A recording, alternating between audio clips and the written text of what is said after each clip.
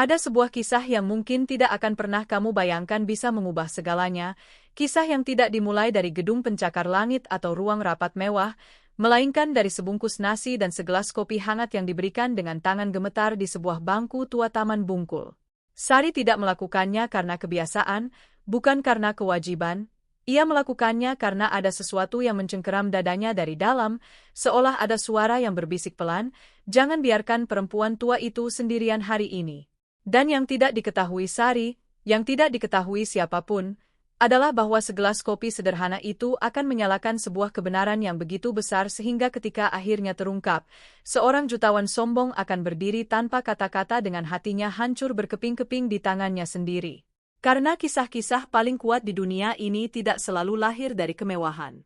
Kadang kisah itu lahir dari bangku reot, dari taman biasa, dari seorang perempuan tua yang menggigil kedinginan dan seorang asisten rumah tangga yang memilih untuk melihat ke arah yang semua orang hindari. Dengarkan baik-baik, karena kalau kamu tetap di sini, kamu akan mengerti kenapa kisah ini membuat menangis bahkan mereka yang sudah bertahun-tahun mengunci perasaannya.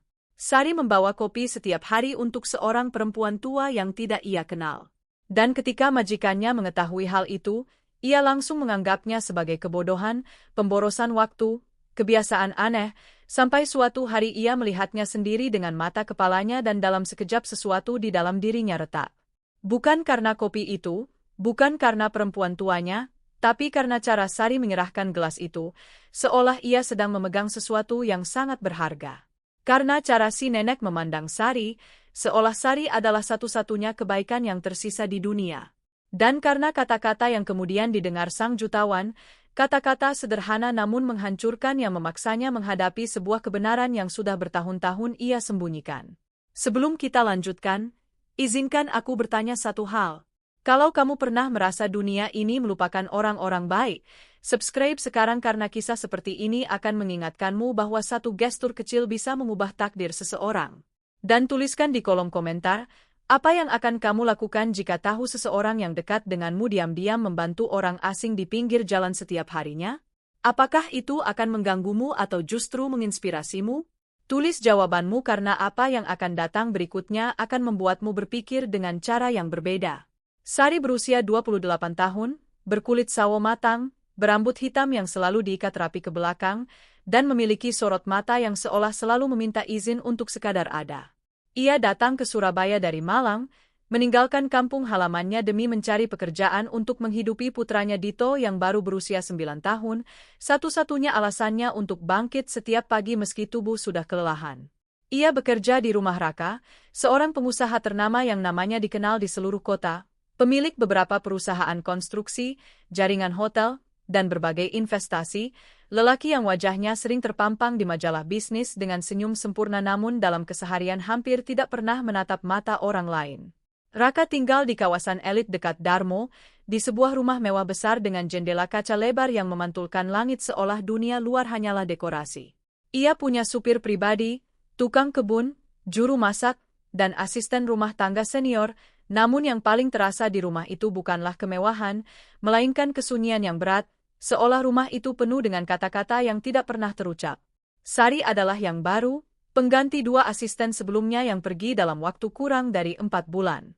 Dan itu sudah bercerita banyak. Sejak hari pertama, Ibu Ning, asisten rumah tangga senior itu, sudah membisikinya sambil menunjukkan letak perlengkapan kebersihan. "Nak, di sini kerja cepat, tidak banyak tanya, dan tidak usah ikut campur urusan yang bukan urusanmu. Pak Raka orangnya tidak mudah." Sari tidak bertanya apa maksud dari tidak mudah itu.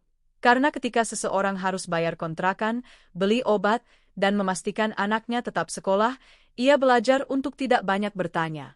Tapi tetap saja, ada hal-hal yang tidak bisa tidak terlihat. Raka bukan lelaki yang bahagia, bahkan bukan lelaki yang tenang. Kadang Sari melihatnya keluar ke teras dengan telepon menempel di telinga dan dahi berkerut, seolah setiap panggilan adalah pertengkaran. Di lain waktu ia mendengarnya berjalan di lorong tengah malam dengan langkah panjang dan tidak sabar, seperti seekor singa yang terkurung.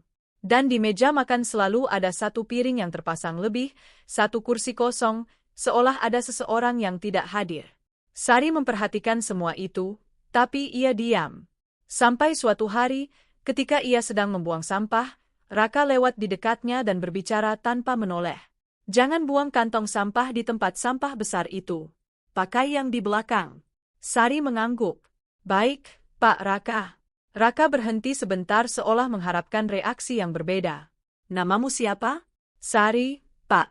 Sari, ulangnya pelan seolah nama itu terasa tidak pas di lidahnya. Baik, kerjakan saja tugasmu dan jangan buat masalah. Lalu ia pergi. Itu bukan penghinaan langsung, tapi Sari merasakannya sama sakitnya. Karena ada orang yang tidak perlu berteriak untuk membuatmu merasa kecil. Namun Sari tetap bertahan. Ia tahan hari-hari yang panjang, ia tahan tuntutan yang tidak ada habisnya, ia tahan kedinginan sikap itu, sampai perempuan tua di taman itu muncul. Taman Bungkul berjarak sekitar 20 menit berjalan kaki dari rumah dan Sari selalu melewatinya ketika berbelanja ke pasar Wonokromo. Ia melihatnya pertama kali pada suatu pagi di hari Senin. Nenek itu duduk di bangku dengan punggung membungkuk dan jaket tipis yang jelas tidak cukup untuk menahan udara pagi. Rambutnya putih acak-acakan dan bibirnya kering pecah-pecah. Di sampingnya, sebuah kantong plastik kecil berisi dua benda, sepotong roti tawar yang sudah keras dan sehelai tisu. Sari tidak bisa tidak menatapnya, bukan karena penasaran, tapi karena ada pukulan kenyataan yang membuat napasnya sesak. Karena nenek itu mengingatkannya pada neneknya sendiri, tatapan yang sama, kelelahan yang sama namun tetap bermartabat, cara yang sama untuk sendiri meskipun dikelilingi orang banyak. Sari terus berjalan, tapi setelah beberapa langkah ia berhenti, berbalik, dan mendekatinya. Permisi, Nek, ada yang bisa dibantu? Sang nenek mengangkat wajahnya dengan penuh kecurigaan, seolah dunia sudah mengajarinya bahwa setiap pertanyaan ramah pasti menyimpan jebakan. Masih hidup? Jawabnya kering. Itu sudah cukup. Sari merasakan seperti ada yang menusuk di dalam dadanya. Ia tidak memaksa. Baik, kalau nenek butuh sesuatu, saya sering lewat sini. Sang nenek tertawa pendek tanpa kegembiraan. Orang lewat, katanya. Itu memang yang mereka lakukan, lewat. Lalu ia kembali menatap ke depan. Sari pergi, tapi hari itu bayangan nenek tua itu tidak bisa ia usir dari pikirannya. Malam itu, sambil menyiapkan bekal Dito, ia menatap air yang mulai mendidih dan bergumam dalam hati, bagaimana mungkin seseorang menghabiskan seluruh hidupnya di sebuah bangku? Keesokan harinya ia membuat kopi lebih banyak dari biasanya, menuangkannya ke dalam gelas plastik bertutup, dan memasukkannya ke dalam tasnya. Ia sendiri tidak tahu mengapa. Yang ia tahu, ia harus melakukannya. Sejak hari itu, kopi itu menjadi sebuah ritual. Bukan kopi mahal, bukan gestur besar, hanya kopi hangat dengan 2 sachet gula yang Sari simpan dari dapur tempat kerjanya. Setiap kali ia menyerahkannya, sang nenek pada awalnya tidak berkata apa-apa, hanya menerimanya dengan tangan gemetar dan meminumnya perlahan, seolah kehangatan itu sedang merapikan sesuatu jauh di dalam jiwanya. Sari duduk di sampingnya beberapa menit, kadang mereka berbicara, kadang hanya diam bersama. Dan dalam diam itu Sari mengerti bahwa ada luka-luka yang tidak meminta solusi, yang hanya meminta kehadiran. Nama nenek itu adalah Bu Tuti. Ia tidak mau menyebutkan nama belakangnya di awal, seolah nama itu adalah sebuah pintu yang tidak ingin ia buka lagi, tapi hari demi hari ia sedikit lebih terbuka. Punya anak? Tanyanya suatu sore. Punya, 1. Namanya Dito. Dia segalanya buat saya? Bu Tuti menunduk. Saya juga punya, katanya pelan. Tapi saya kehilangan dia. Sari tidak bertanya bagaimana, karena ada topik yang terasa seperti kaca yang bisa pecah kapan saja. Ia hanya menggenggam tangan sang nenek dengan lembut. Innalillahi, Bu Tuti. Sang nenek menelan ludah. Jangan bilang begitu, nak, bisiknya. Kalau kamu bilang begitu, saya tidak bisa menahan air mata. Dan Sari merasakan ada yang tercekat di tenggorokannya. Sejak saat itu Sari tidak hanya membawa kopi, kadang ia membawa roti manis atau pisang atau baju hangat lamanya yang masih layak pakai. Tidak ada yang sampai mengurangi kebutuhan Dito, tidak ada yang mengambil hal-hal penting, tapi cukup untuk membuat Bu Tuti tidak merasa tidak terlihat. Dan pada suatu titik Sari mulai memperhatikan sesuatu yang ganjil. Setiap kali ia menyebut anaknya, Bu Tuti menjadi tegang, seolah kata itu membuka luka yang masih berdarah. Dan setiap kali Sari bercerita tentang pekerjaannya, tentang rumah mewah besar di kawasan Darmo, Bu Tuti terdiam memandang tanah dengan ekspresi aneh, seolah sedang menghitung sesuatu dalam kepalanya, seolah informasi itu menyakitinya dengan cara yang sangat personal.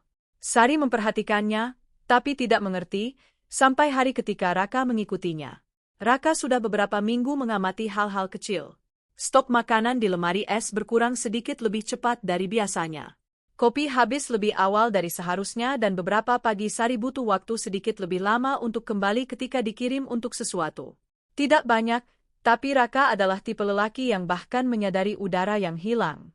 Suatu malam ia memanggil Ibu Ning. Yang baru itu. Apa yang dia lakukan kalau keluar? Ibu Ning menegang. Maksud Bapak? Jangan pura-pura. Dia pergi nemuin seseorang, atau bawa orang ke sini, atau mencuri. Ibu Ning membelalak. Tidak, Pak. Sari orangnya rajin. Raka mendekat. Serius? Lalu kenapa barang-barang rumah berkurang? Ibu Ning ragu. Saya tidak pernah lihat dia mencuri. Raka mengatupkan rahangnya. Besok saya akan ikuti dia. Ibu Ning ingin berbicara tapi tidak jadi, karena di rumah itu, ketika Raka sudah memutuskan sesuatu, tidak ada yang bisa mengubahnya. Dan itulah bagaimana keesokan harinya Raka berakhir di Taman Bungkul, berdiri beberapa meter jauhnya, menyaksikan asisten rumah tangganya menyerahkan segelas kopi kepada seorang nenek tua seolah ia sedang menyerahkan hatinya sendiri. Dalam benaknya Raka sudah menyusun cerita. Sari sedang menipunya. Membawa barang keluar, terlibat dalam sesuatu. Tapi apa yang ia lihat tidak cocok dengan praduganya, karena yang ia lihat bukan jebakan, bukan niat jahat. Ia melihat sesuatu yang tidak ia pahami, belas kasihan. Namun kesombongannya tidak mengizinkannya merasakan kelembutan. Yang ia rasakan adalah amarah. Kamu lagi ngapain? Bentaknya tiba-tiba muncul. Sari hampir menjatuhkan gelas kopi itu. Pak Raka, saya Bu Tuti mengangkat wajahnya dan untuk pertama kalinya ekspresinya berubah total. Matanya membelalak, wajahnya pucat pasi, dan gelas di tangannya gemetar seolah ia baru saja melihat hantu. Raka menatap sang nenek dan mengerutkan dahi. Ini siapa? Sari menelan ludah dengan gugup. Ini Bu Tuti. Saya bawakan kopi karena Raka memotongnya. Pakai barang dari rumah saya. Sari tersipu. Ini bukan mencuri, Pak. Saya bayar dari gaji saya sendiri. Saya hanya pakai air panas dari Sari. Suara Raka keluar keras. Kamu tidak berhak memutuskan siapa yang kamu bantu dengan waktu saya. Saya bayar kamu untuk bekerja, bukan untuk bermain jadi pahlawan. Sari menggenggam tangannya menahan tangis. Saya tidak sedang bermain, Pak. Dia sendirian. Raka tertawa pendek, dingin. Memangnya itu urusan saya? Apa sekarang saya harus bertanggung jawab atas seluruh isi kota? Sari menatap matanya untuk pertama kali dengan keberanian. Tidak, tapi kita semua punya tanggung jawab untuk tidak berpura-pura buta. Kesunyian menggantung berat. Raka melangkah mendekati Bu Tuti. Apa yang ibu katakan sampai dia mau bawa-bawa barang untuk ibu? Bu Tuti gemetar, tapi bukan karena takut pada Raka, melainkan karena sesuatu yang jauh lebih dalam, sesuatu yang lama, sesuatu yang pelan-pelan mencekiknya. Dengan suara yang pecah, Bu Tuti mengucapkan sebuah kalimat yang mengubah udara di taman itu selamanya. Saya tidak minta apa-apa, bisiknya. Dia bawakan kopi karena dia mengingatkan saya pada seseorang yang sudah saya kehilangan. Raka terdiam. Siapa? Bu Tuti mengangkat wajahnya perlahan dan menatapnya dengan intensitas yang melucuti segalanya. Anak perempuan saya? Sari membelalak. Raka menelan ludah. Anak perempuannya.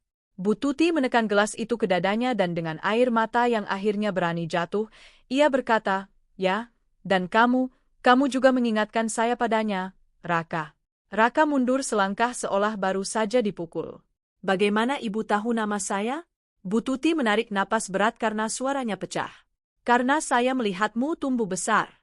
Dan dalam detik itu Sari menyadari bahwa apa yang sedang terjadi jauh lebih besar dari sekadar segelas kopi. Dan Raka, untuk pertama kalinya dalam waktu yang sangat lama, merasakan ketakutan, karena jika perempuan tua itu berkata benar, maka ada sesuatu dari masa lalunya yang siap meledak. Dan itu adalah satu-satunya hal yang tidak bisa dikendalikan Raka dengan uang. Kesunyian di Taman Bungkul menjadi sangat pekat. Suara-suara taman, anak-anak bermain, pedagang balon, suara pengamen dari kejauhan, seolah semuanya meredup di sekitar bangku itu. Raka bukan lelaki yang mudah terkejut. Ia pernah menghadapi krisis keuangan, gugatan hukum, pengkhianatan bisnis, tapi kalimat itu, "Saya melihatmu tumbuh besar," jatuh seperti batu besar di dadanya. "Saya tidak kenal ibu," katanya dengan suara tegas meski ada sesuatu yang gemetar di dalamnya. "Dan saya tidak suka dipermainkan." Bu Tuti tidak mengalihkan pandangannya. "Saya tidak sedang bermain, Raka." Sari menyaksikan semua ini dengan jantung berdegup kencang. Ia merasa sedang menyaksikan sesuatu yang bukan haknya untuk dilihat, tapi ia juga tidak bisa pergi. Ada terlalu banyak emosi yang tertahan di udara itu. Raka mengepalkan tangannya. "Ibu saya sudah meninggal bertahun-tahun lalu." Bu Tuti memejamkan mata sejenak. Setetes air mata mengalir di pipinya yang sudah dipenuhi alur waktu. "Ya, meninggal untukmu." Kalimat itu membuatnya goyah. "Apa maksudnya itu?" Bu Tuti menarik napas panjang. "Artinya mereka mengatakan padamu bahwa ia meninggal karena itu lebih mudah dari menjelaskan kebenarannya." Sari merasakan merinding menjalar di sekujur punggungnya. Raka mundur selangkah. "Ibu sedang salah orang." "Tidak." Suara Bu Tuti lembut tapi teguh. "Saya sudah menunggu bertahun-tahun kamu kembali." Dunia Raka mulai retak dari dalam. Ibunya selalu dikatakan meninggal ketika ia baru berusia 6 tahun, katanya karena sakit yang datang tiba-tiba, katanya ayahnya sudah melakukan segalanya. Tidak pernah ada pemakaman terbuka, tidak pernah ada banyak foto, tidak pernah ada rincian, hanya kesunyian. Dan sekarang perempuan ini di bangku tua berkata, "Tidak mungkin." Raka menggeleng. "Ayah saya tidak mungkin berbohong tentang hal seperti itu." Bu Tuti tertawa pahit. "Ayahmu tidak pernah tahan dengan keinginanku untuk pergi." Sari membelalat. "Pergi?" "Ya." Bu Tuti menatap tangannya yang gemetar. "Ia ingin saya menjadi istri yang sempurna, diam, patuh, tapi saya punya mimpi, saya punya suara sendiri." Raka merasakan tanah di bawah sepatunya seolah tidak lagi kuat. "Ayah saya adalah lelaki yang dihormati, lelaki yang punya pengaruh besar," koreksinya. "Ya," sahut Bu Tuti, "dan ia tahu cara membeli kebisuan orang." Jantung Raka berdegup keras. "Ibu sedang mengarang semua ini?" Bu Tuti menatapnya dengan campuran rasa sakit dan kelembutan. "Kamu punya tatapan yang sama persis ketika marah, persis seperti waktu kecil dulu ketika kamu tidak mau tidur." Sari merasakan udara seolah habis. Raka mulai bernapas lebih cepat. "Sudah cukup." Tapi Bu Tuti melanjutkan karena ia tahu mungkin inilah satu-satunya kesempatan yang ia punya. "Mereka membawamu pergi dari sisi saya suatu malam. Katanya demi kebaikanmu, katanya saya tidak stabil, katanya kamu butuh kedisiplinan." Raka merasakan ada sesuatu di dalam dirinya yang ingin mendengar dan ada sesuatu yang ingin melarikan diri. "Itu bohong. Mereka memaksa saya menandatangani surat-surat. Katanya kalau saya tidak mau, saya tidak akan pernah bertemu kamu lagi." Suara Bu Tuti pecah. "Saya tanda tangan, dengan keyakinan itu hanya sementara." Sari menutup mulutnya dengan tangan. Taman itu tidak lagi ada, hanya kisah itu yang bernapas di antara mereka. Raka mengingat beberapa kepingan.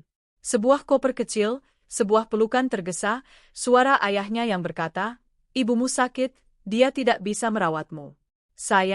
Suara Raka menjadi lebih pelan. "Saya ingat dia menangis." Bu Tuti memejamkan matanya. "Saya tidak pernah berhenti mencarimu." Sebuah getaran melintas di tubuh Raka. "Lalu kenapa ibu ada di sini? Kenapa di taman ini?" "Karena saya tahu kamu tinggal tidak jauh dari sini." Ia menatapnya langsung. "Saya tidak mau merusak hidupmu, saya hanya ingin melihatmu, meski hanya dari jauh." Sari merasakan ada yang tercekat di dadanya. "Lalu kopi itu?" tanyanya pelan. Bu Tuti tersenyum tipis. "Kopi itu adalah gestur pertama yang penuh kasih sayang yang saya terima dalam bertahun-tahun." Raka memandangnya dengan campuran amarah dan kebingungan. "Kenapa ibu tidak datang ke rumah saya? Kenapa tidak ketuk pintunya?" Bu Tuti menunduk, "Karena saya takut kamu menutup hatimu untukku seperti yang dilakukan ayahmu." Pukulan itu tepat sasaran. Raka selama ini memang dingin, berjarak, dan suka mengendalikan segalanya. Dan sekarang perempuan ini menyiratkan bahwa ia telah menjadi persis seperti yang selama ini ia kritik.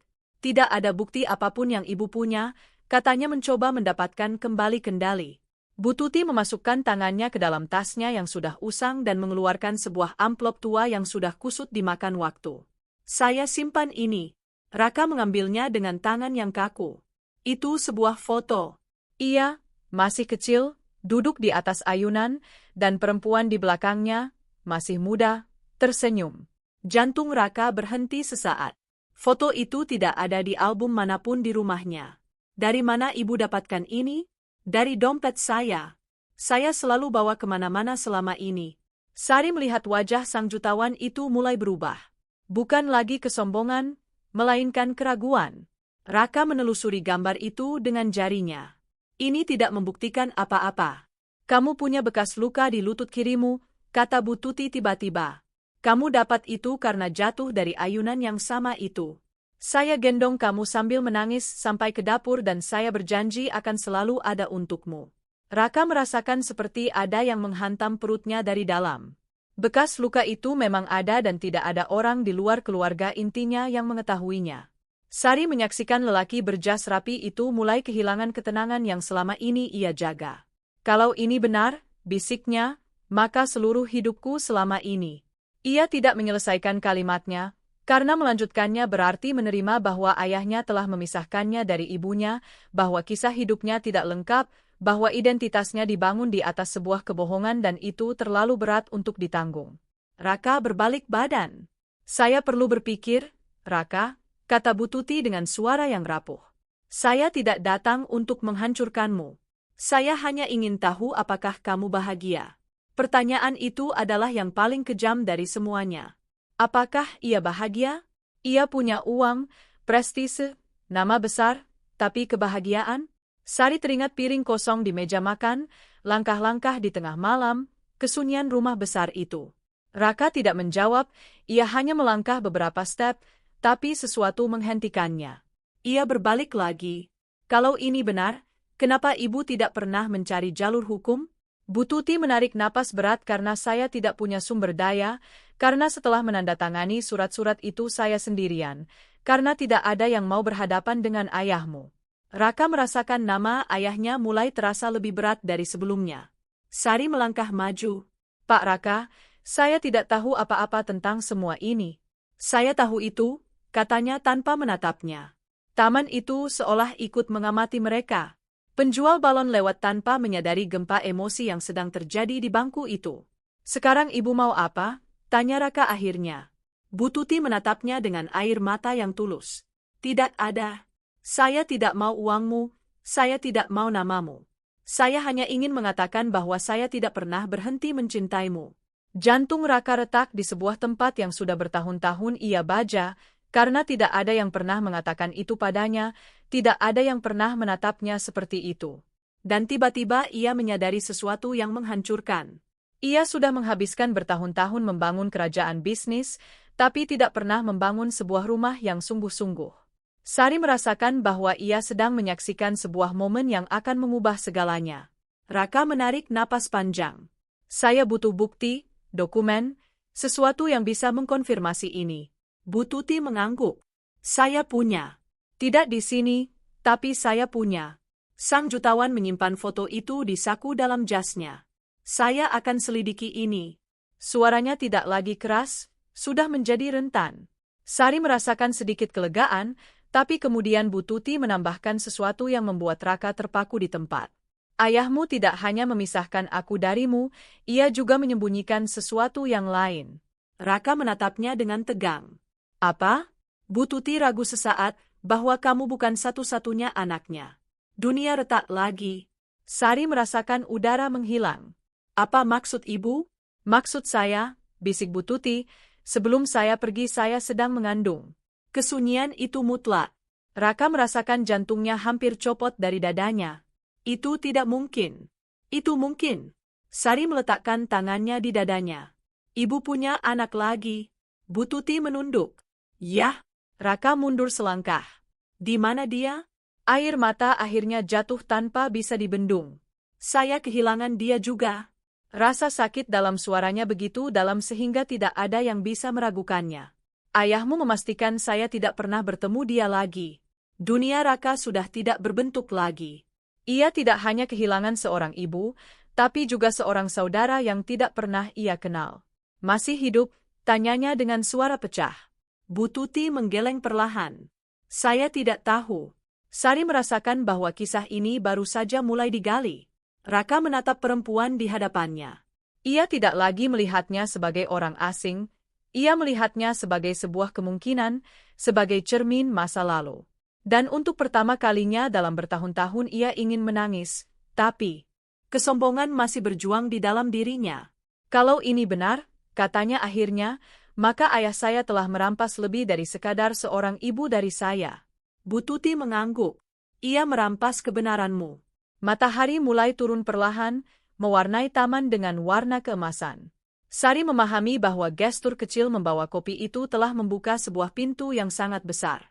Sebuah kebenaran yang terkubur selama puluhan tahun mulai bernapas kembali. Dan yang paling menggelisahkan adalah masih ada yang harus ditemukan tentang anak kedua itu, karena jika ia masih hidup, itu berarti keluarga ini tidak seperti yang selalu Raka yakini. Dan jika tidak, maka seseorang harus bertanggung jawab atas itu. Raka menatap Sari. Besok kamu tidak perlu kerja. Ia membelalak. Pak, datang ke rumah saya jam 8 pagi. Saya perlu kamu dengarkan sesuatu. Sari merasakan takut dan penasaran di saat yang sama. Baik, Pak. Raka kembali menatap Bu Tuti. Saya tidak berjanji apa-apa, tapi saya akan mencari kebenaran itu. Dan dalam sekejap sesuatu berubah. Belum rekonsiliasi, belum pengampunan. Tapi itu adalah awal dari sebuah pencarian, dan ketika seorang lelaki yang selalu mengendalikan segalanya memutuskan untuk mencari kebenaran, masa lalu mulai berguncang. Malam itu Raka tidak bisa tidur. Foto itu masih tergeletak di atas meja kerjanya, diterangi cahaya lampu kristal yang selama ini selalu terlihat elegan, tapi malam ini hanya memancarkan bayangan panjang yang menggelisahkan. Gambar itu nyata, terlalu nyata. Ia bisa mengingat ayunan itu, bisa mengingat baju terang ibunya, bisa mengingat wangi parfumnya. Yang tidak bisa ia ingat adalah momen saat perempuan itu meninggal dan itu sedang menghancurkannya dari dalam. Di kamar utama rumah mewah itu, di kawasan Darmo, kesunyian terasa tidak tertahankan. Jam sudah menunjukkan pukul 2 dini hari ketika Raka bangkit, mengenakan jaket, dan turun ke ruang kerja pribadi tempat ia menyimpan dokumen-dokumen keluarga. Kalau Bu Tuti berkata benar, pasti ada jejaknya. Ia membuka lemari arsip tua yang dulunya milik ayahnya. Map-map, sertifikat, surat wasiat, berbagai dokumen. Semuanya tersusun terlalu rapi, terlalu sempurna. Raka mulai menelusuri dokumen-dokumen yang berkaitan dengan masa kecilnya, akta kelahiran, rapor sekolah, catatan medis. Ia mencari akta kematian ibunya. Tidak ada. Ia merasakan seperti ada yang memukul dadanya dari dalam. Ia cari lagi dengan lebih panik. Tidak ada. Bagaimana mungkin? Ia selalu yakin pernah melihatnya, selalu mengira dokumen itu ada, tapi sekarang tidak ada satupun bukti resmi tentang kematian itu. Keringat membasahi telapak tangannya. Ia mengambil telepon, menekan nomor Pak Hendra, pengacara keluarga yang sudah 25 tahun mengabdi. Raka, jawab Pak Hendra dengan suara mengantuk. Ada apa? Saya perlu akta kematian ibu saya. Ada kesunyian di seberang sana. Itu seharusnya ada di arsip keluarga, Raka. Tidak ada. Pak Hendra menarik napas panjang. Ayahmu mengurus banyak dokumen secara pribadi. Mungkin Pak Hendra dipotong Raka dengan tegas. Ibu saya benar-benar meninggal pada waktu yang mereka katakan? Kesunyian kali ini lebih panjang, terlalu panjang. Raka, itu urusan masa lalu. Jantung Raka berhenti sesaat. Jawab saya. Pak Hendra menghela napas. Ayahmu meminta agar masalah itu tidak diungkit lagi. Kalimat itu adalah konfirmasi tanpa kata-kata. Masalah apa? Saya tidak bisa bicara lewat telepon. Raka memejamkan matanya. Keraguan bukan lagi sebuah kemungkinan, itu sudah menjadi kenyataan. Besok pagi datang ke sini sebelum jam 8, jawab Pak Hendra. Raka menutup telepon. Ia jatuh ke kursi kulitnya. Bertahun-tahun ia membela nama baik ayahnya. Ia kagumi, ia teladani, dan sekarang ia menemukan bahwa mungkin lelaki yang mengajarinya untuk kuat adalah orang yang paling bertanggung jawab atas kehampaan terbesarnya. Tepat pukul 8, Sari memencet bel rumah mewah itu. Ia tidak mengenakan seragam, hanya mengenakan baju sederhana warna krem dan ekspresi gugup yang jelas terlihat. Ibu Ning membuka pintu. Masuk, Nak. Pak Raka sudah menunggu. Sari berjalan menyusuri lorong panjang itu dengan perasaan ganjil di perutnya. Raka berdiri di depan jendela kaca besar, memandangi kota. Ketika Sari masuk, ia tidak langsung berbalik. "Kamu percaya perempuan itu?" tanyanya tanpa basa-basi. Sari menelan ludah. "Percaya, Pak." Raka akhirnya berbalik. Matanya merah, bukan karena marah, melainkan karena sesuatu yang jauh lebih dalam. "Semalam saya periksa dokumen-dokumen, tidak ada akta kematian ibu saya." Sari merinding. Berarti ada yang berbohong. Bel berbunyi lagi. Pak Hendra masuk beberapa menit kemudian dengan tas kulit hitamnya. Ia lelaki yang sudah sepuh, rapi, dengan tatapan yang menanggung beban bertahun-tahun rahasia. Raka menyambutnya dengan serius. "Duduk," perintah Raka. Sari tetap diam, hampir tidak terlihat, tapi Raka tidak memintanya keluar. Itu sudah merupakan sebuah perubahan. Pak Hendra membuka tas kulitnya, mengeluarkan sebuah map tua yang sudah menguning dimakan waktu. "Ibumu, Tuti, tidak meninggal pada tahun 1993, katanya akhirnya." Sari merasakan udara seolah membeku. Raka mengatupkan giginya. "Lalu apa yang terjadi?" Pak Hendra ragu. "Ayahmu mengajukan permohonan pemisahan secara hukum. Mengklaim ketidakstabilan emosional. Memang benar, tidak ada bukti medis. Itu murni keputusan strategis." Jantung Raka berdegup dengan amarah. Dan kemudian, diajukan permohonan hak asuh penuh. Raka merasakan dunia berputar. Dan soal kematian yang disebut-sebut itu, Pak Hendra menunduk. "Ayahmu memutuskan untuk mengatakan padamu bahwa ia telah meninggal. Ia pikir itu lebih mudah dari menjelaskan konflik yang sebenarnya." Sari meletakkan tangannya di dadanya. Raka berdiri tiba-tiba. "Mereka membohongi saya seumur hidup." Suara Raka bergema di ruang kerja itu. "Raka, coba." Pak Hendra menenangkannya. "Ayahmu hanya ingin melindungi nama baik keluarga." "Melindungi?" Ia menyemburkan kata itu dengan amarah yang pahit. "Ia merampas ibu saya dari saya." Kesunyian menggantung berat. Sari menyaksikan dengan mata yang mulai basah. Lelaki dingin dan penuh perhitungan itu sedang hancur di hadapannya. "Masih ada lagi?" tanya Pak Hendra dengan susah payah. Raka menatapnya dengan amarah yang tertahan. "Lanjutkan. Ibumu mengajukan laporan setelah pemisahan itu." Sari membelalak. "Laporan?" "Ya," lanjut Pak Hendra. Ia menyatakan bahwa ia sedang mengandung. Jantung Raka hampir berhenti. "Dan ayahmu menolak pernyataan itu. Mengklaim bahwa itu bukan anaknya." Raka merasakan mual yang menyesakkan. "Benarkah itu?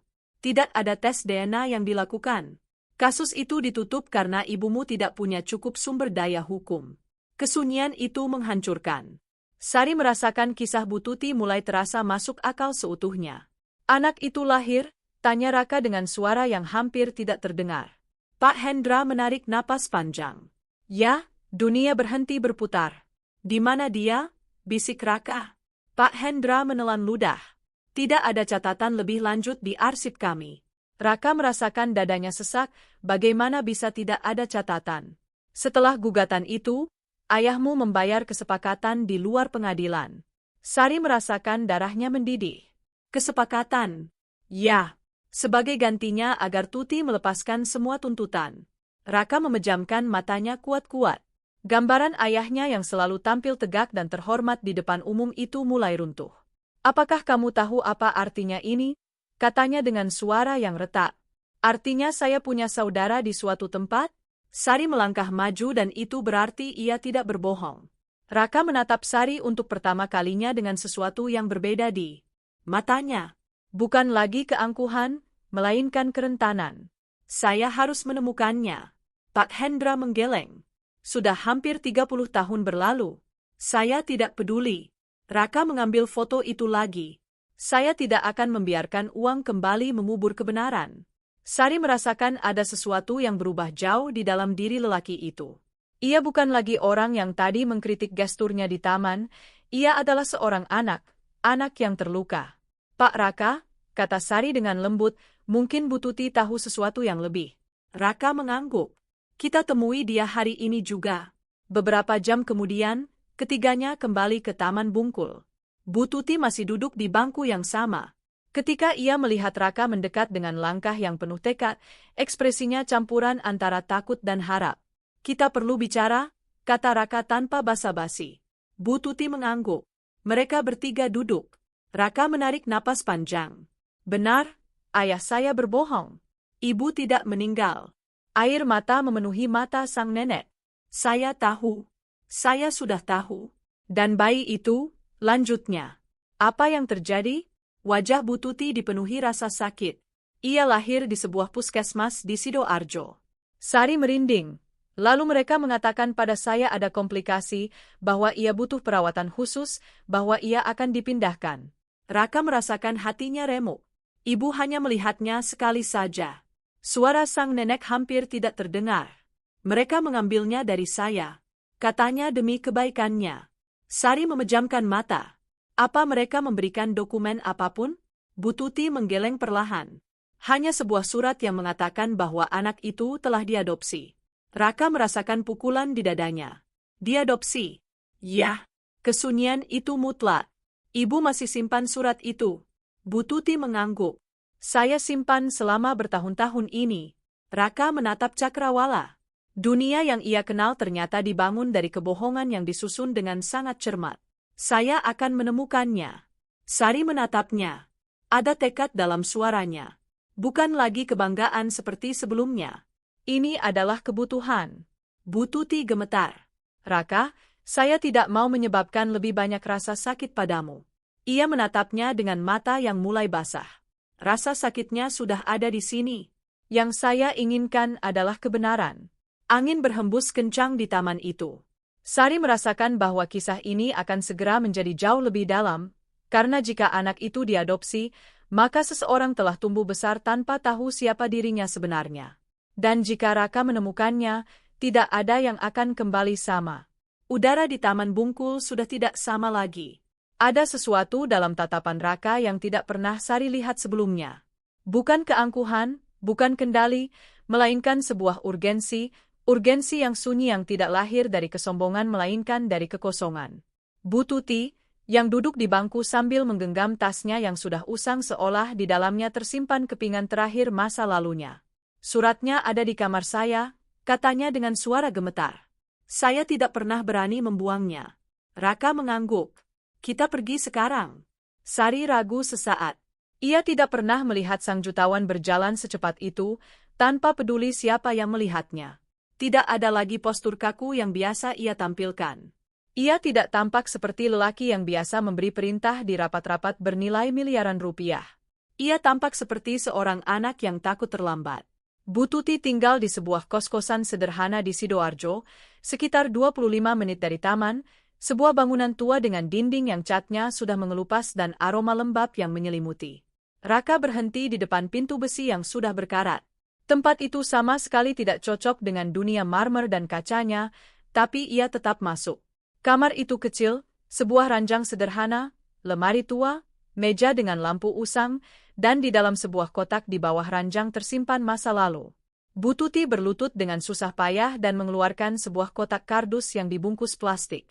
Tangannya gemetar. Saya tidak pernah menyangka kamu akan kembali untuk ini, bisiknya. Raka membungkuk di hadapannya. Untuk pertama kalinya matanya tidak berada di atas seseorang, melainkan sejajar. Bu Tuti membuka kotak itu. Ada foto-foto lama, guntingan koran, sebuah gelang kecil milik bayi, dan sebuah amplop putih yang sudah menguning dimakan waktu. Ia memegangnya beberapa detik sebelum menyerahkannya. Di sini tertulis semua yang mereka izinkan saya ketahui. Raka mengambil amplop itu. Tangannya tidak lagi kokoh. Ia membukanya.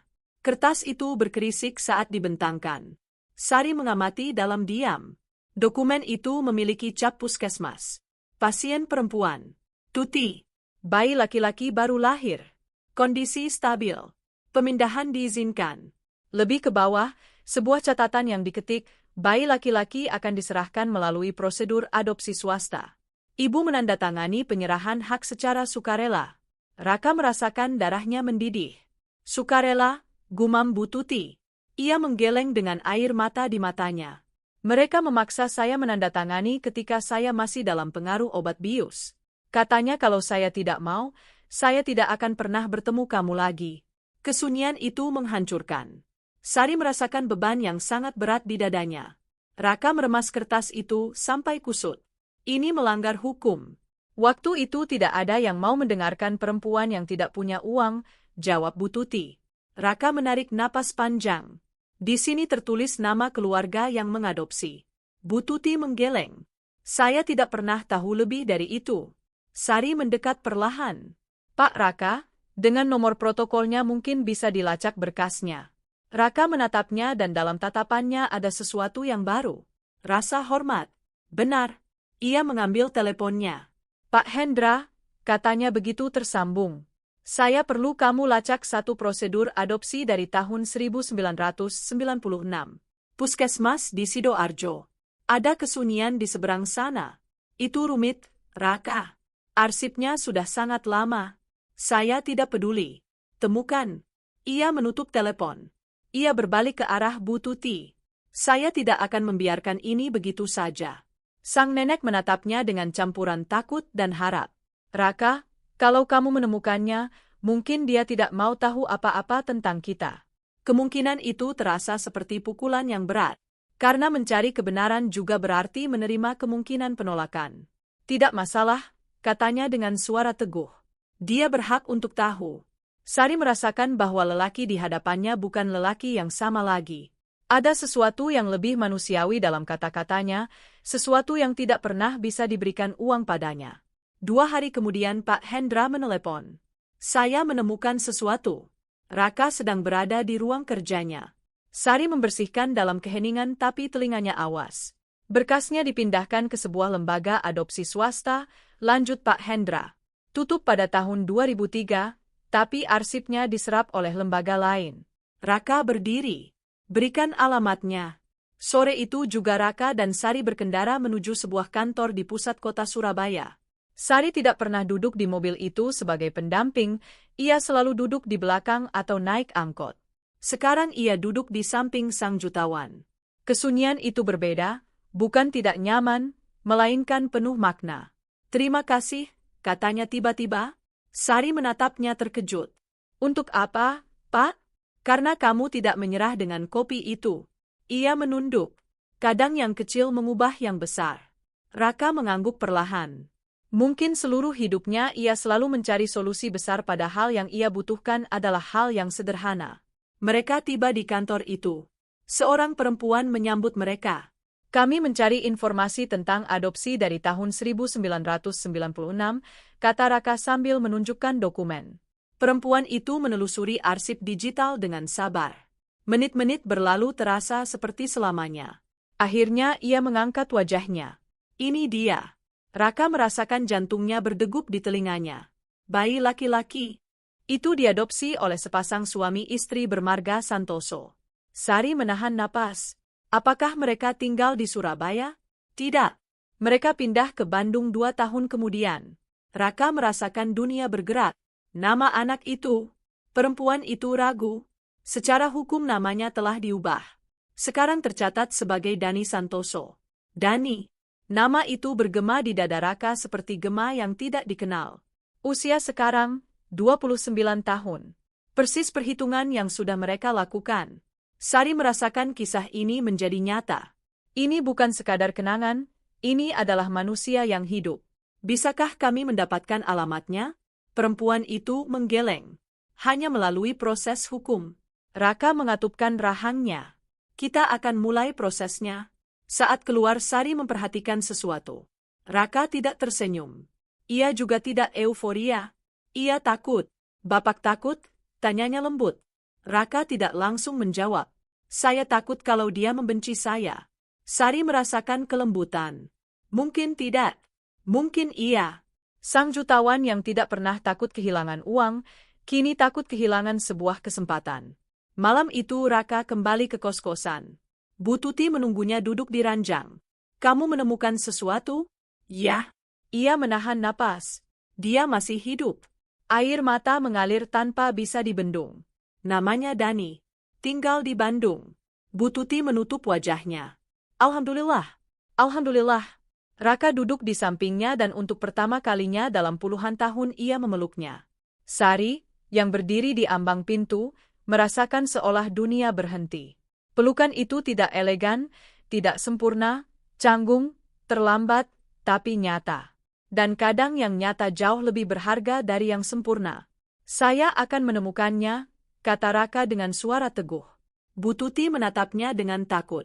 Kalau dia tidak mau bertemu kita. Raka menarik napas panjang. Maka setidaknya dia akan tahu bahwa kita sudah berusaha. Sari memahami sesuatu yang dalam di saat itu. Kopi itu tidak pernah sekadar kopi, itu adalah jembatan. Itu adalah percikan yang membuka pintu yang sudah tertutup hampir 30 tahun. Ketika mereka hampir pergi, Bu Tuti teringat sesuatu. Masih ada satu hal lagi. Raka menatapnya. Hari ketika mereka mengambil bayiku, ada seorang perawat yang menangis. Sari mengerutkan dahi. Kenapa? Karena katanya itu tidak adil. Raka merasakan sesuatu menusuk di dadanya. Ibu ingat namanya? Bu Tuti berpikir. Sepertinya namanya Lastri. Lastri Heriana atau Herani? Saya tidak ingat persis. Sari membelalak. Nama ibu saya Lastri. Kesunyian itu mutlak. Raka berbalik perlahan ke arah Sari. Apa yang kamu bilang? Ia menelan ludah. Ibu saya bekerja bertahun-tahun di sebuah puskesmas di Sidoarjo pada tahun 90-an. Dunia kembali berubah. Masih hidup? Tanya Raka. Ya. Jantung Raka berdegup keras. Saya perlu bicara dengannya. Sari merasakan bahwa takdir sedang merajut sesuatu yang jauh lebih besar dari yang mereka bayangkan. Karena jika ibunya adalah perawat itu, maka ada satu orang lagi yang mengetahui kebenaran. Dan mungkin masih ada detail yang belum terungkap. Raka menatap Bu Tuti. Ini belum berakhir. Dan untuk pertama kalinya suaranya tidak terdengar seperti janji bisnis, melainkan seperti tekad seorang anak yang tidak lagi bersedia hidup dalam kebohongan. Perjalanan dari Sidoarjo ke rumah Ibu Sari berlangsung dalam kesunyian. Bukan kesunyian yang tidak nyaman, melainkan kesunyian yang terasa berat. Raka mengemudi dengan pandangan lurus ke depan, tapi pikirannya ada puluhan tahun ke belakang, di sebuah puskesmas, di ruang bersalin, di atas sebuah tanda tangan yang dipaksakan. Sari menjalin jari-jarinya di atas pahanya. Ia tidak pernah menyangka bahwa gestur sederhana membawa kopi itu akan berakhir dengan menghubungkan hidupnya dengan kisah majikannya sendiri. Ibu saya tidak banyak bicara tentang masa lalu, katanya pelan. Ia selalu tertutup soal pekerjaannya. Raka mengangguk. Saya hanya butuh dia berkata jujur. Sari meliriknya. Untuk pertama kalinya ia tidak melihatnya sebagai Pak Raka si majikan. Ia melihatnya sebagai lelaki yang sedang merekonstruksi identitasnya kepingan demi kepingan. Mereka tiba di sebuah rumah sederhana di sebuah perumahan tenang di Sidoarjo. Dinding berwarna biru muda, taman kecil dengan pot-pot bunga. Sari turun lebih dulu, mengetuk pintu. Seorang perempuan berusia sekitar 55 tahun membuka pintu. Rambut dikepang rapi, pandangan hangat, kelelahan yang bermartabat. Sari, tanyanya terkejut. Ada apa? Sari menarik napas dalam. Bu, saya perlu kita bicara. Perempuan itu menatap Raka, langsung mengenalinya. Darah seolah pergi dari wajahnya. Kamu, bisiknya. Raka merasakan ada yang menghantam dadanya. Ibu Lastri Herani? Ia tidak langsung menjawab. Matanya mulai berkaca-kaca. Ya.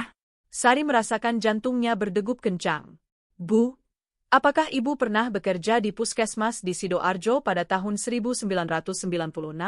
Lastri memejamkan mata sesaat. Ya. Kesunyian menjadi berat. Raka melangkah maju. Ibu saya melahirkan di sana tahun itu. Lastri menatapnya seolah sudah menunggu momen ini selama bertahun-tahun. Saya tahu. Sari merasakan tanah seolah menghilang dari bawah kakinya. Apa? Lastri menarik napas panjang. Masuk dulu. Mereka masuk. Ruang tamunya kecil tapi nyaman. Lastri duduk perlahan. Tangannya gemetar. Saya selalu tahu hari ini akan datang, katanya. Raka merinding. Jadi ibu tahu apa yang terjadi? Lastri menunduk. Ibumu tidak mau menandatangani. Jantung Raka berhenti sesaat. Bagaimana? Mereka mengatakan bayinya butuh perawatan khusus, bahwa lebih baik dipindahkan. Ia lemah, rentan, dan ia sedang dalam pengaruh obat bius. Sari menutup mulutnya dengan tangan. Ia dipaksa. Lastri mengangguk. Ayah biologis bayi itu ada di sana. Ia punya pengacara, ia punya pengaruh. Raka merasakan amarah mulai mendidih. Ayah saya. Lastri menatapnya dengan penuh rasa iba. Ya, kesunyian itu menghancurkan. Saya masih muda waktu itu, lanjut Lastri. Saya tidak punya kuasa, saya hanya bisa menyaksikan. Sari merasakan ada yang tercekat di tenggorokannya. Kenapa ibu menangis waktu itu? Tanyanya. Lastri menatap putrinya. Karena saya melihat seorang ibu dipisahkan dari anaknya tanpa benar-benar memahami apa yang ia tanda tangani. Raka merasakan udara menjadi berat. Bayinya sehat. Lastri mempertahankan tatapannya. Ya, kata itu jatuh seperti bom. Tidak perlu dipindahkan. Tidak perlu diadopsi. Sari merasakan kemarahan mengalir di seluruh tubuhnya. Jadi itu semua rekayasa? Lastri mengangguk. Ya. Raka berdiri tiba-tiba. Ayah saya membeli kebisuan semua orang. Lastri menggeleng lembut. Tidak semua orang. Raka menatapnya. Saya menyimpan salinan berkasnya. Jantung ketiganya berdegup lebih cepat. Ibu masih punya itu? Tanya Raka dengan suara tegang. Lastri berdiri. Ia berjalan ke laci tua, mengeluarkan sebuah amplop, meletakkannya di atas meja. Saya tidak pernah bisa menghancurkannya. Raka membuka amplop itu dengan tangan gemetar. Ada catatan medis, tanda tangan, dan sebuah catatan tulis tangan. Pemindahan diminta oleh wali hukum, ibu dalam pengaruh obat penenang. Raka merasakan darahnya mendidih. Sari memperhatikan setiap kata. Ini membuktikan bahwa ia dipaksa, tanyanya. Lastri mengangguk. Ini membuktikan bahwa ia tidak dalam kondisi untuk menandatangani secara sukarela. Kesunyian itu dalam. Raka menarik napas panjang.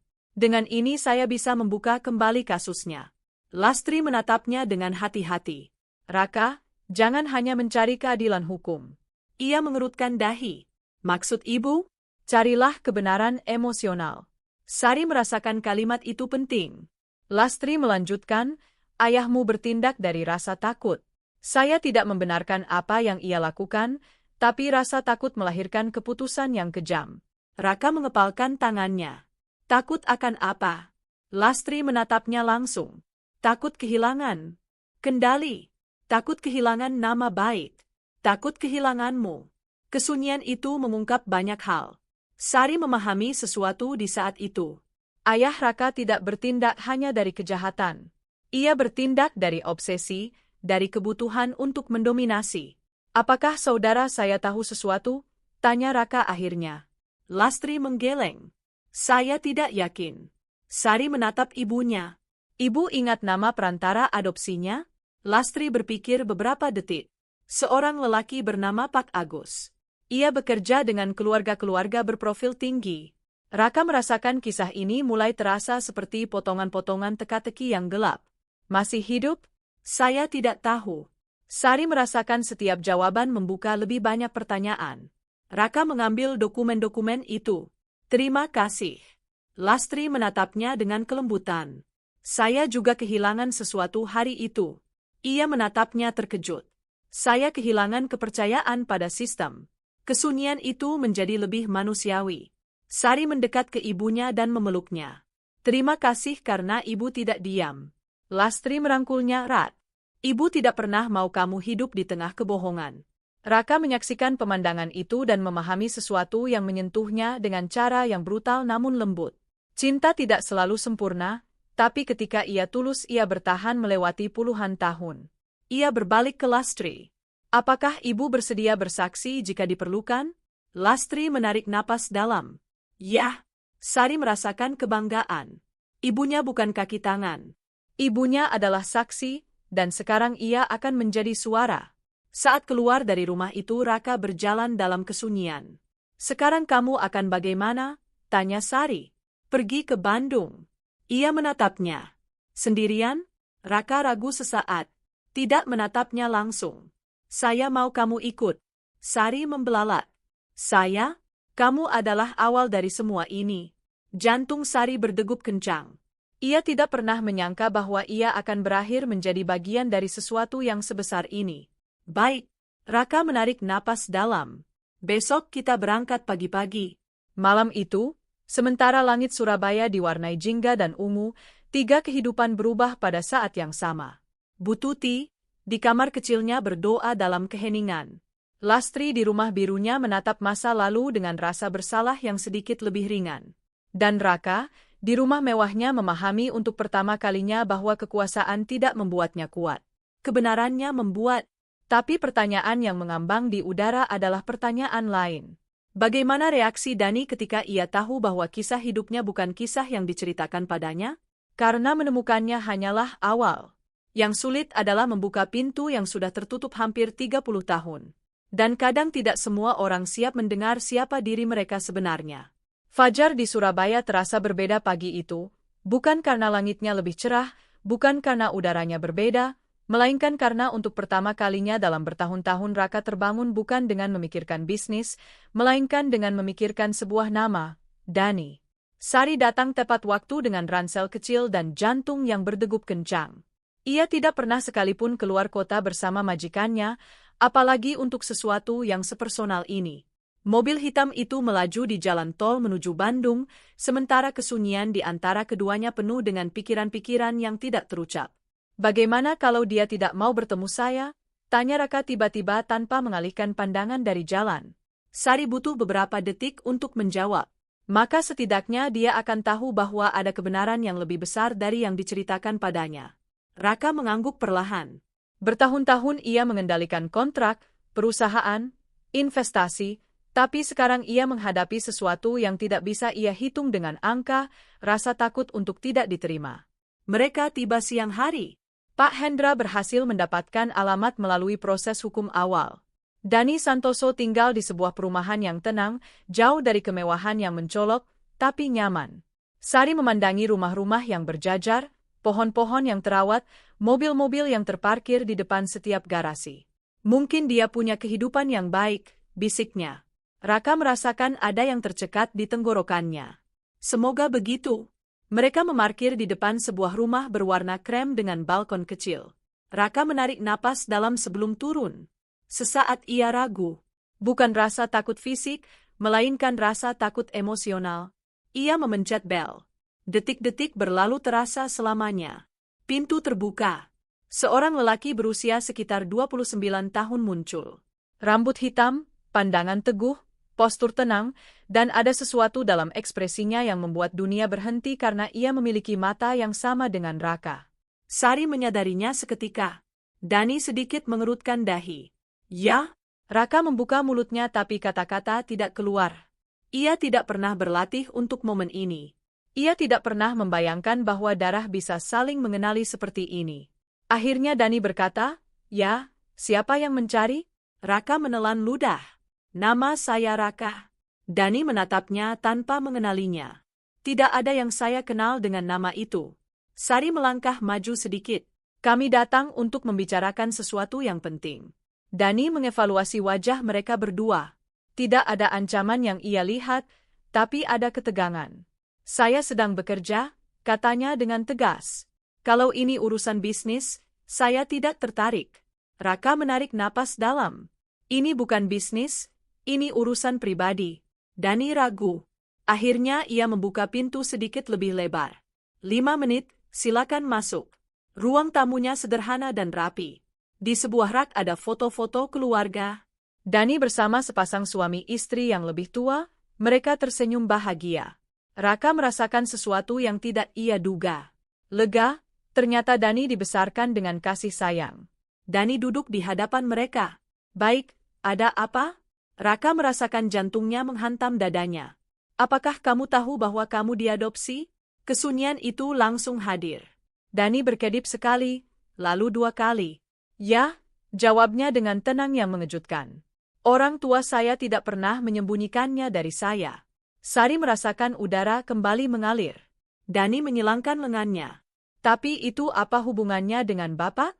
Raka mempertahankan tatapannya. "Itu berkaitan dengan asal-usulmu." Dani tidak kehilangan ketenangan. Asal-usul saya adalah rumah ini. Orang tua saya, hidup saya. Raka mengangguk perlahan, dan itu tidak berubah. Pemuda itu mengamatinya dengan waspada. Kalau begitu, jelaskan.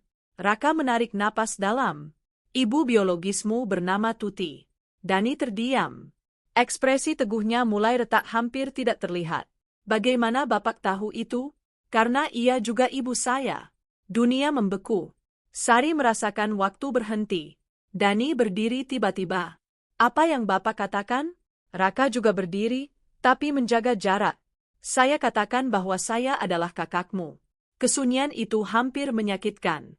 Dani mulai berjalan mondar-mandir. Tidak, tidak, ini tidak mungkin. Sari mengamati dengan jantung yang berdegup kencang. Dani mengusap rambutnya dengan satu tangan. Orang tua saya bilang ibu biologis saya tidak bisa merawat saya, bahwa itu keputusan yang sukarela. Raka mempertahankan tatapannya. Itu tidak sukarela. Dani berhenti. Bapak sedang menyiratkan bahwa saya dirampas. Kata itu jatuh seperti batu. Raka tidak menghindar darinya. Saya katakan ada manipulasi di sana. Dani menatapnya dengan ketidakpercayaan dan amarah yang tertahan. Kenapa saya harus percaya Bapak? Raka mengeluarkan salinan berkas itu, meletakkannya di atas meja. Karena saya punya bukti. Dani ragu, mengambil kertas-kertas itu, matanya menelusuri baris demi baris dengan perlahan. Sari bisa melihat napasnya berubah. Ini palsu. Bisiknya, meski suaranya tidak terdengar meyakinkan.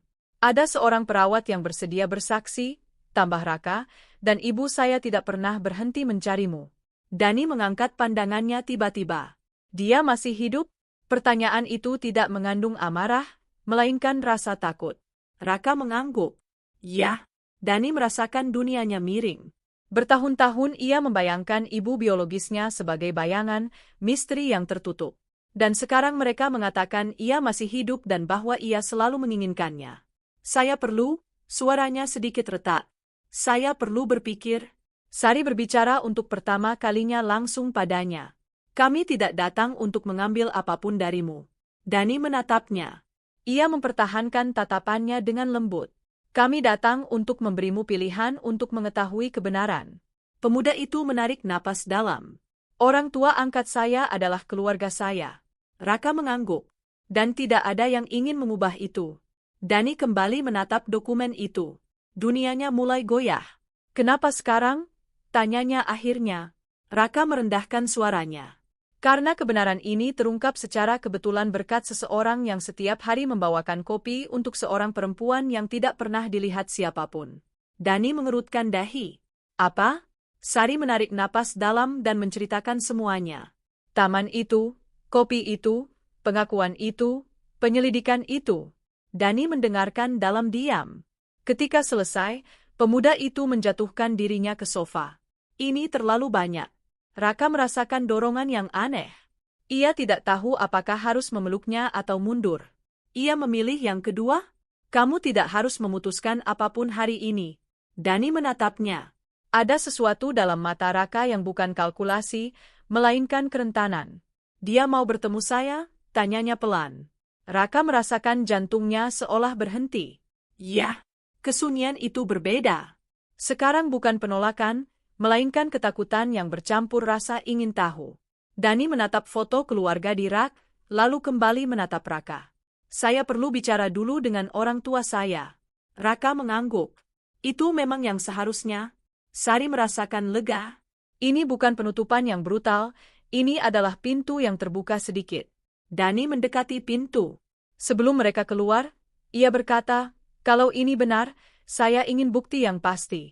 Raka mempertahankan tatapannya. Kamu akan mendapatkannya. Ketika mobil itu berangkat kembali ke hotel, tidak ada yang bicara selama beberapa menit. Sari akhirnya memecah kesunyian. Dia tidak mengusir kita. Raka menghembuskan napas perlahan. Itu sudah sesuatu. Ia menatap kaca spion. Dia punya mata saya. Sari tersenyum tipis. Dan cara mengerutkan dahi yang sama. Raka melepaskan tawa yang singkat. Bukan tawa bisnis, itu tawa manusia. Tapi ia tahu bahwa yang paling sulit baru saja dimulai, karena sekarang bukan hanya soal dokumen, ini soal emosi. Dan emosi tidak bisa ditandatangani atau diarsipkan, ia harus dihadapi. Di Bandung, Dani berdiri di depan pintu yang tertutup, memegang kertas-kertas itu, merasakan bahwa kehidupan yang ia kenal memiliki retakan. Dan untuk pertama kalinya dalam hidupnya ia bertanya-tanya, siapa sebenarnya dirinya? Saya ingin bicara sendiri saja, tanpa pengacara, tanpa tekanan. Jantung Raka berdegup lebih cepat. Sari, yang sedang duduk di hadapannya di meja sarapan, memperhatikan perubahan ekspresi itu. Ini dia. Raka mengangguk. Dia mau bicara sendiri. Sari menatapnya dengan serius. Pergi, Raka ragu. Kalau dia menolak saya. Sari mempertahankan tatapannya, maka setidaknya kamu sudah berani. Raka menarik napas dalam dan membalas, saya di sini. Bilang di mana?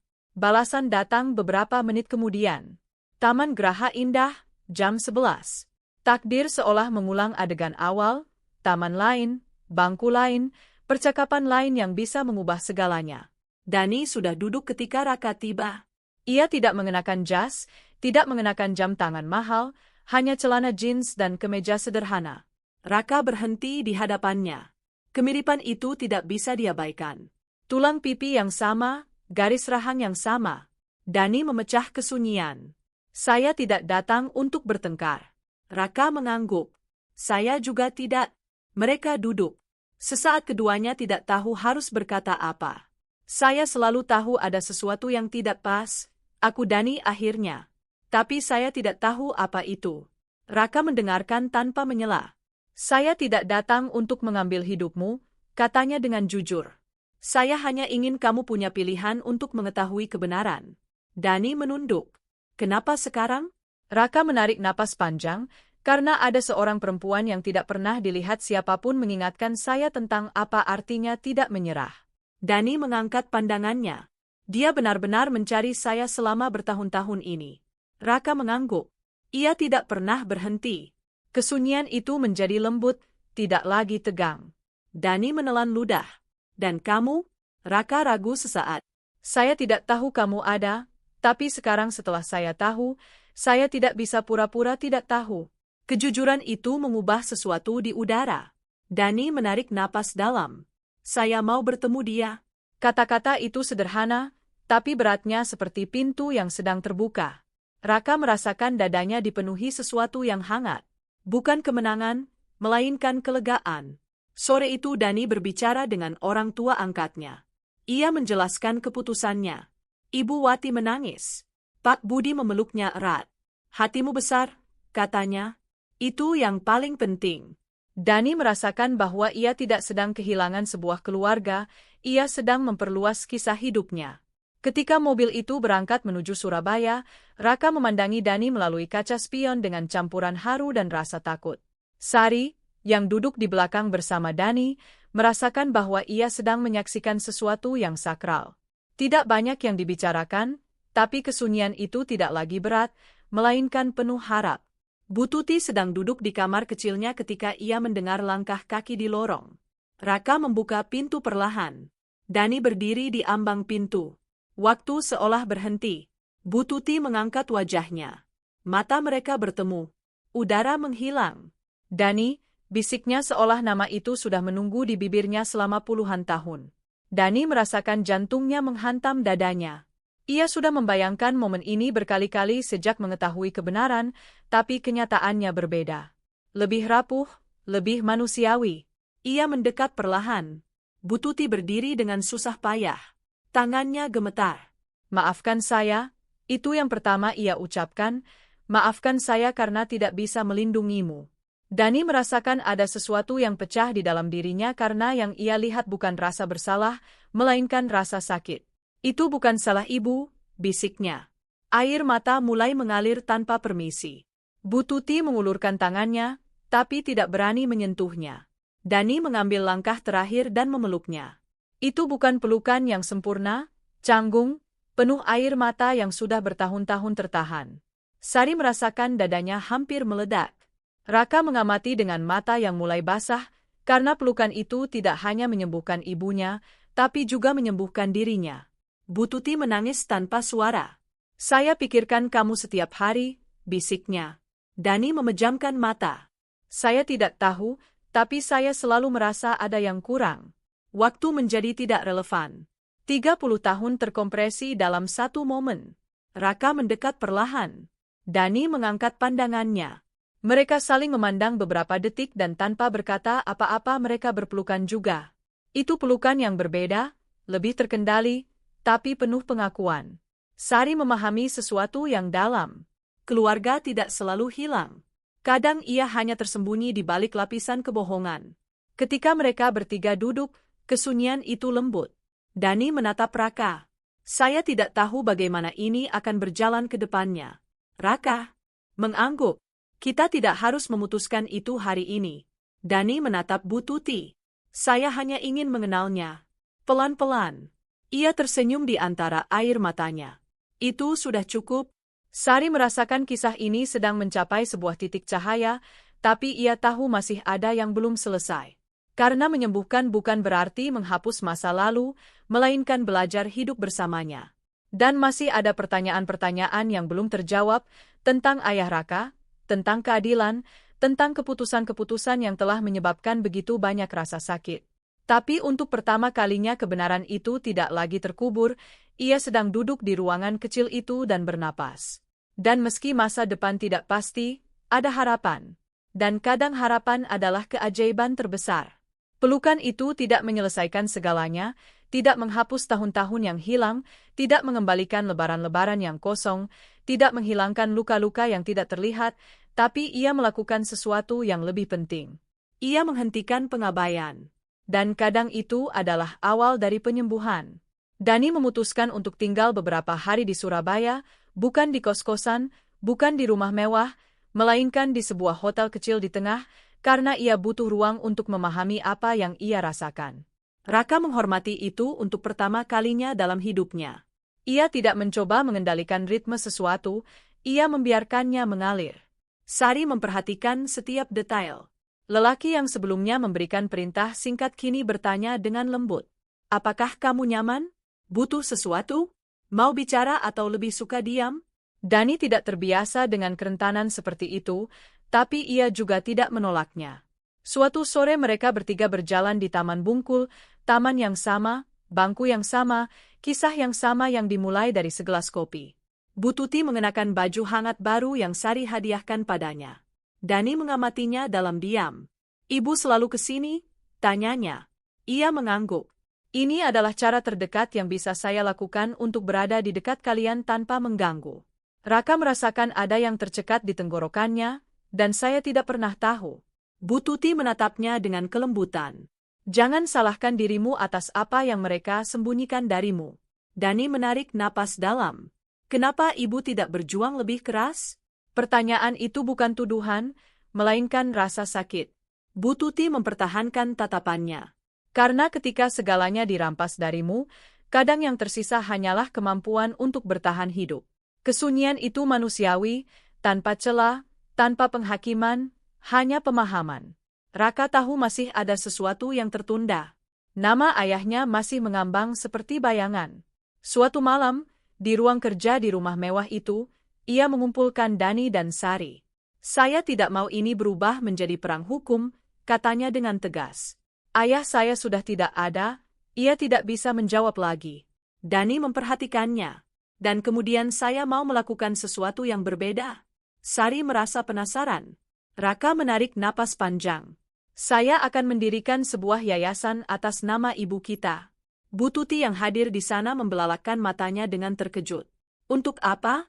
Untuk perempuan-perempuan yang pernah dibungkam oleh kekuasaan.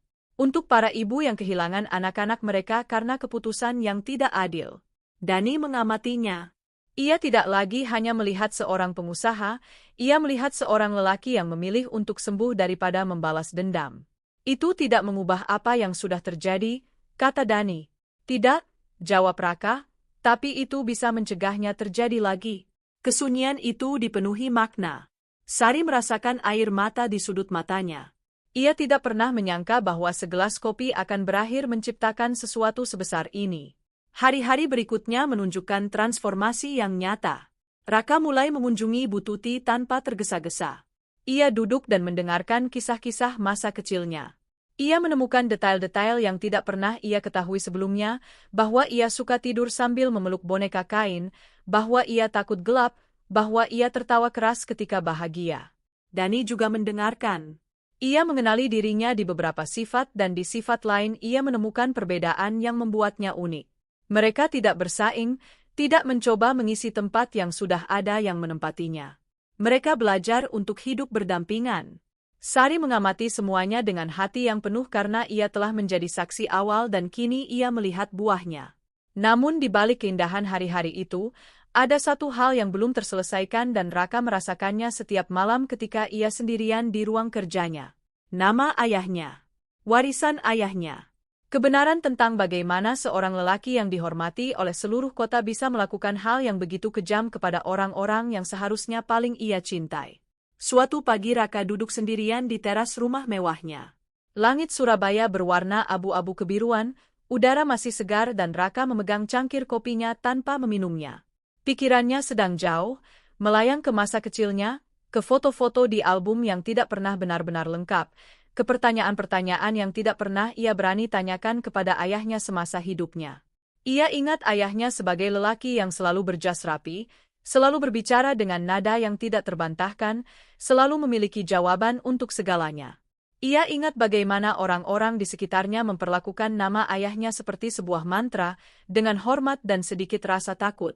Dan ia ingat betapa ia ingin menjadi seperti ayahnya, kuat, ditakuti, tidak tersentuh.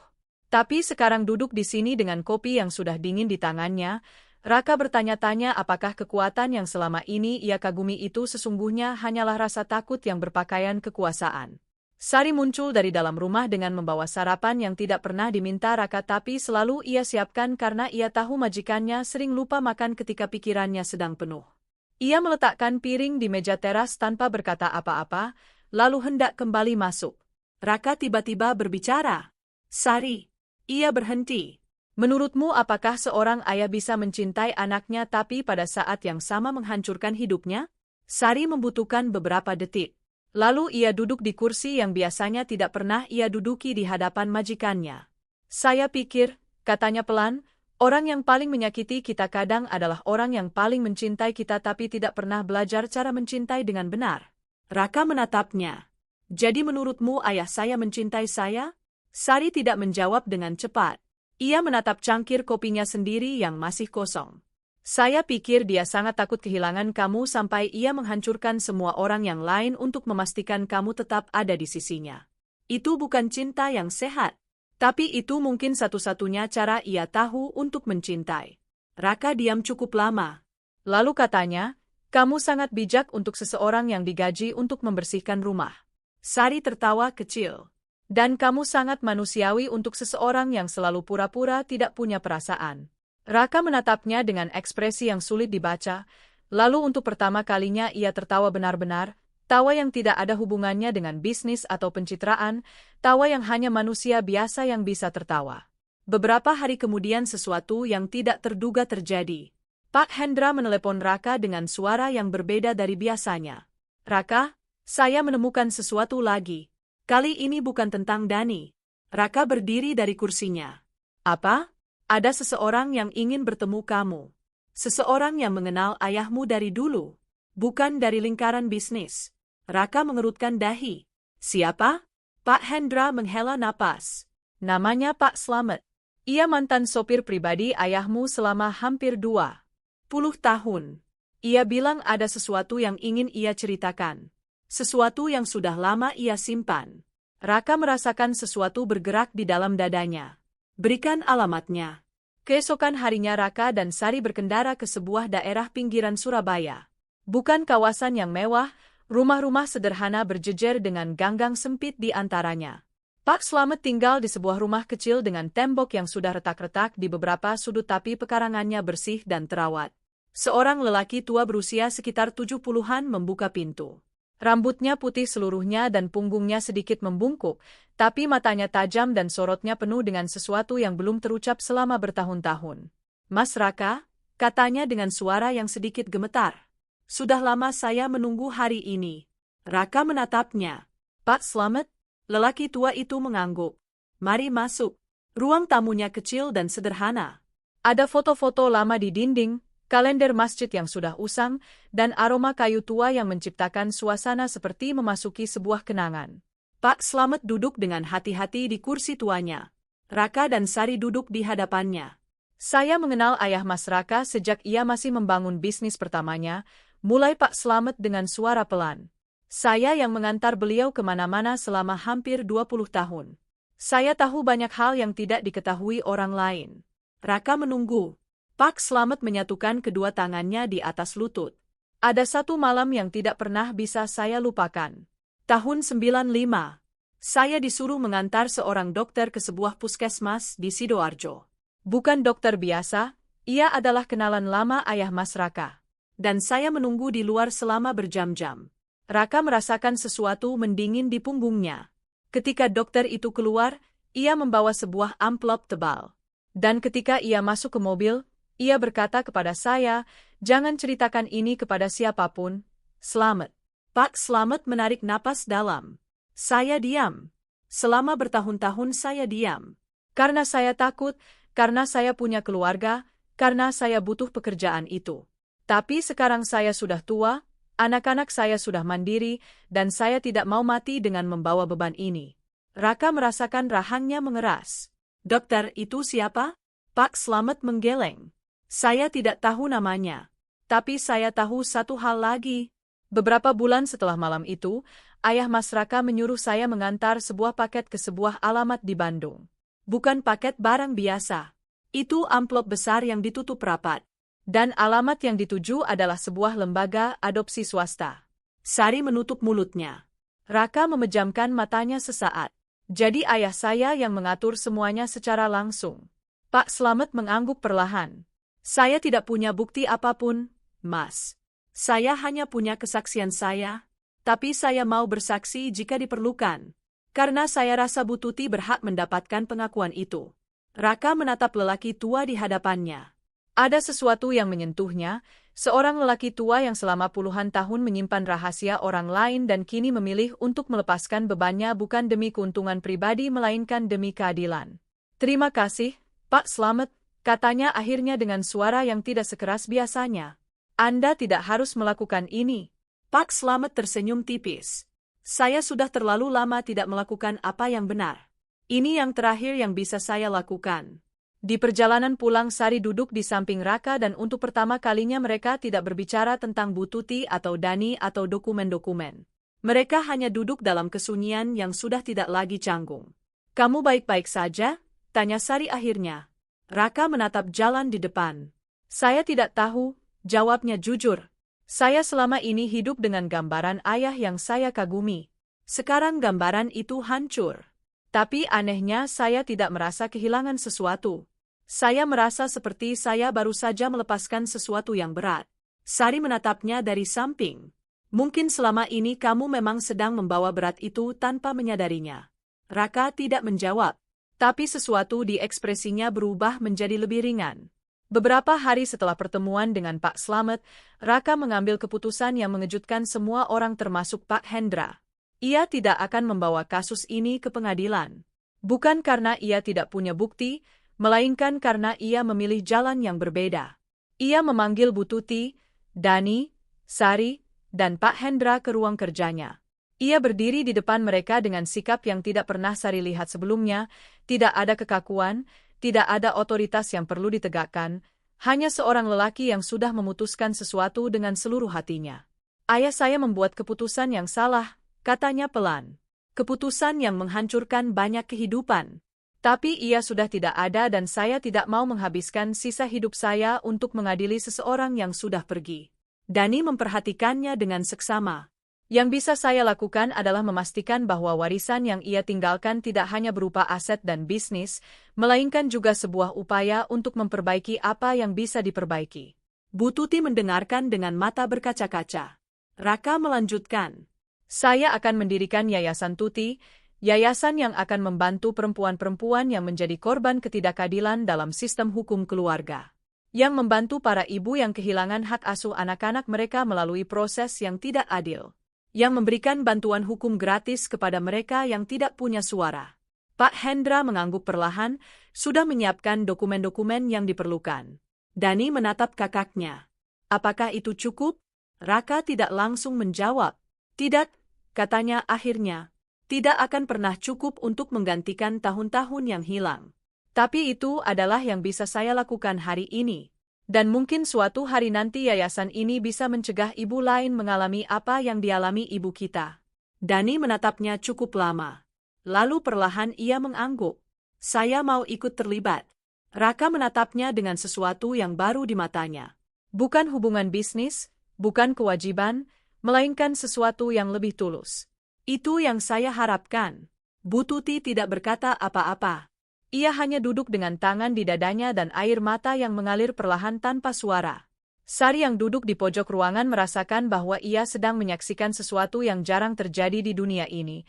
Seorang lelaki yang punya segalanya memilih untuk menggunakan kekuasaan itu bukan untuk melindungi dirinya sendiri melainkan untuk menjadi jembatan bagi orang lain. Hari-hari berikutnya bergerak dengan ritme yang berbeda dari sebelumnya. Raka yang biasanya hanya berbicara tentang angka dan strategi bisnis kini menghabiskan waktu berjam-jam bersama Bu Tuti di kos-kosannya yang kecil. Ia duduk di kursi plastik yang tidak sebanding dengan kursi kulit di kantornya, mendengarkan ibunya bercerita tentang hal-hal kecil yang ia lewatkan selama puluhan tahun. Ibumu dulu sangat suka pisang goreng, cerita Bu Tuti suatu sore sambil tersenyum. Setiap pagi kamu harus makan pisang goreng dulu sebelum mau pergi kemana-mana. Kalau tidak ada, kamu bisa menangis sampai 1 jam. Raka menatap ibunya. Sekarang saya tidak suka pisang goreng. Bu Tuti tertawa kecil. Mungkin itu caramu memprotes semua yang hilang. Raka diam sesaat lalu tertawa juga. Tawa yang mengejutkan dirinya sendiri karena terasa begitu ringan dan begitu asing sekaligus. Dani datang di sore hari. Ia tidak sengaja menjadikannya rutinitas, awalnya hanya ingin mampir sebentar, tapi kemudian mampir sebentar itu berubah menjadi 2 jam, lalu 3 jam, lalu ia tidak lagi menghitung waktu. Bu Tuti mulai memanggilnya dengan nama yang berbeda. Bukan hanya Dani. Ia memanggilnya Nak, dengan intonasi yang berbeda dari cara orang biasanya memanggil seseorang, ada kehangatan di dalamnya yang tidak bisa dipalsukan. Dani tidak pernah mengoreksinya. Suatu sore Dani dan Raka duduk berdua di warung kopi dekat kos-kosan Bu Tuti. Mereka memesan 2 gelas kopi tubruk dan duduk di bangku kayu yang sedikit goyah. Di luar warung jalanan Surabaya ramai dengan suara angkot dan pedagang kaki lima. Kamu pernah marah? Tanya Dani tiba-tiba. Raka menatapnya. Maksudmu? Marah karena semua ini terjadi. Karena kamu kehilangan ibu. Karena saya kehilangan identitas saya. Karena orang-orang yang seharusnya melindungi kita justru yang menghancurkan segalanya. Raka memutar cangkir kopinya perlahan. Ya, katanya singkat, sangat marah. Dani mengangguk. Saya juga, tapi anehnya sekarang kemarahan itu tidak terasa seperti api lagi. Lebih seperti abu. Masih ada, tapi sudah tidak membakar. Raka menatap adiknya. Itu pertanda bahwa kamu sedang sembuh. Dani menatap jalanan di luar. Apakah kamu menyesal? Raka tidak perlu berpikir lama. Menyesal karena tidak tahu lebih cepat. Menyesal karena butuh perempuan yang membawa kopi ke taman untuk membuka mata saya. Dani meliriknya. Sari, Raka mengangguk. Ia datang ke rumah saya dengan ekspresi yang meminta izin untuk sekadar ada di sana. Dan saya tidak pernah benar-benar melihatnya sampai hari itu di taman. Dani tersenyum tipis. Kadang orang yang paling kita abaikan adalah orang yang paling penting. Raka menatap adiknya. Kamu belajar itu dari mana? Dani tertawa kecil. Dari ibu angkat saya. Wanita paling bijak yang pernah saya kenal. Raka diam sesaat. Bagaimana perasaanmu sekarang tentang mereka? Tentang Pak Budi dan Ibu Wati? Dani tidak langsung menjawab. Ia memandang kopinya. Mereka adalah keluarga saya. Itu tidak berubah. Mungkin sekarang saya punya keluarga yang lebih besar. Tapi mereka adalah orang-orang yang pertama kali mengajari saya tentang cinta. Raka merasakan sesuatu yang hangat mendengar itu. Kamu beruntung punya mereka. Dani menatap kakaknya. Dan kamu punya siapa? Raka menatap jalanan. Saya punya bisnis. Saya punya rumah besar. Saya punya nama yang orang-orang hormati. Dani menggeleng pelan. Bukan itu yang saya tanya. Raka menghela napas panjang. Dulu saya pikir itu sudah cukup. Sekarang saya tidak yakin. Dani menepuk pundak kakaknya dengan cara yang canggung tapi tulus. Mulai sekarang kamu punya saya. Meski saya belum tahu bagaimana caranya jadi adik yang baik. Raka menatap adiknya. Dan kamu punya saya. Meski saya lebih buruk lagi dalam hal menjadi kakak yang baik. Mereka berdua diam sejenak, lalu tertawa bersamaan. Tawa yang aneh, sedikit canggung, tapi nyata. Tawa dua orang yang baru belajar bagaimana caranya menjadi keluarga. Sementara itu di sudut lain kota Sari sedang duduk di puskesmas setempat, menunggu giliran. Dito duduk di sampingnya dengan wajah yang tidak terlalu senang karena harus meninggalkan gamenya di rumah. Mama, kenapa kita harus nunggu lama? Gerutunya. Sari mengusap kepalanya. Karena semua orang yang sakit juga butuh dibantu, Nak. Sama seperti Dito juga butuh dibantu kalau lagi sakit. Dito merenungkan itu. Lalu katanya, kayak yang Mama lakuin buat nenek tua di taman itu? Sari menatap anaknya. Kamu ingat cerita itu? Dito mengangguk. Mama cerita waktu itu. Bilang kita harus baik sama orang yang sendirian. Sari merasakan ada yang hangat di dadanya. Yah, Nak. Persis seperti itu. Dito berpikir sejenak. Mama, nenek itu sekarang tidak sendirian lagi kan? Sari tersenyum. Tidak, Nak. Sekarang ia tidak sendirian lagi. Dito manggut-manggut seolah itu adalah informasi yang sangat penting dan memuaskan. Lalu dengan logika anak 9 tahun yang tidak bisa dibantah ia berkata, berarti kopi Mama berhasil dong. Sari tertawa kecil. Yah, Nak. Kopi Mama berhasil. Malam itu setelah Dito tidur, Sari duduk di dapur kecil kontrakannya dengan secangkir teh yang sudah hampir dingin. Ia merenungkan berapa banyak yang telah berubah dalam beberapa minggu terakhir. Ia datang ke Surabaya dari Malang dengan membawa satu ransel besar, satu anak kecil, dan setumpuk kekhawatiran yang tidak pernah berakhir. Ia tidak pernah menyangka bahwa pekerjaan yang hampir setiap pagi membuatnya bergumul dalam hati apakah ia harus berhenti atau bertahan akan membawanya ke titik ini. Ia mengeluarkan teleponnya. Ada pesan dari Raka yang masuk beberapa jam yang lalu dan belum ia balas. Saya sudah berbicara dengan Pak Hendra hari ini. Mulai bulan depan gajimu akan dinaikkan signifikan. Bukan hanya karena yang sudah kamu lakukan untuk keluarga saya. Tapi karena saya menyadari bahwa selama ini saya tidak memperlakukanmu dengan cara yang layak kamu dapatkan. Maaf. Sari membaca pesan itu 2 kali, 3 kali. Lalu ia mengetik balasan. Terima kasih, Pak. Tapi itu tidak perlu. Raka membalas hampir seketika. Sangat perlu. Dan satu hal lagi. Yayasan Tuti akan membutuhkan orang yang mengelola program untuk ibu tunggal. Saya pikir kamu adalah orang yang tepat kalau kamu mau. Sari meletakkan teleponnya dan menatap langit-langit dapur kecilnya. Ia tidak menangis tapi ada sesuatu yang bergerak di dalam dadanya, sesuatu yang terasa seperti pengakuan setelah bertahun-tahun hanya menjadi orang yang tidak terlihat. Ia mengetik, saya mau. Keesokan harinya Raka mengumpulkan semua orang lagi di Taman Bungkul. Bu Tuti duduk di bangku yang sama tempat pertama kali Sari melihatnya. Dani duduk di sebelah kirinya. Raka di sebelah kanannya. Dan Sari datang dengan Dito yang berlari-lari di sekitar mereka karena tidak bisa diam. Ibu Lastri juga hadir, duduk di ujung bangku dengan ekspresi yang campuran antara haru dan kelegaan. Bahkan Pak Slamet datang, berjalan pelan dengan tongkatnya, duduk di bangku di dekat mereka. Sari membawa termos dan menuangkan kopi untuk semua orang. Uap kopi naik perlahan ke udara. Angin pagi berhembus lembut membawa aroma bunga dari taman. Bu Tuti memegang cangkirnya dengan kedua tangan seperti pertama kali Sari memberikannya, dengan kehati-hatian seolah ia memegang sesuatu yang berharga. Tapi kali ini bukan karena tangannya gemetar karena kedinginan. Kali ini tangannya gemetar karena perasaan yang terlalu besar untuk ditampung. Tahu apa yang saya pikirkan? Kata Bu Tuti tiba-tiba memandang semua orang. Apa? Tanya Dani. Bu Tuti tersenyum dengan cara yang berbeda dari sebelum-sebelumnya, senyum yang tidak menyimpan beban apapun. Bahwa saya sudah berdoa selama 30 tahun dan Allah menjawabnya dengan cara yang tidak pernah saya bayangkan. Bukan dengan keajaiban yang besar. Bukan dengan sesuatu yang dramatis. Melainkan dengan seorang perempuan yang tidak mau meninggalkan saya sendirian. Sari menunduk menyembunyikan matanya yang mulai berkaca-kaca.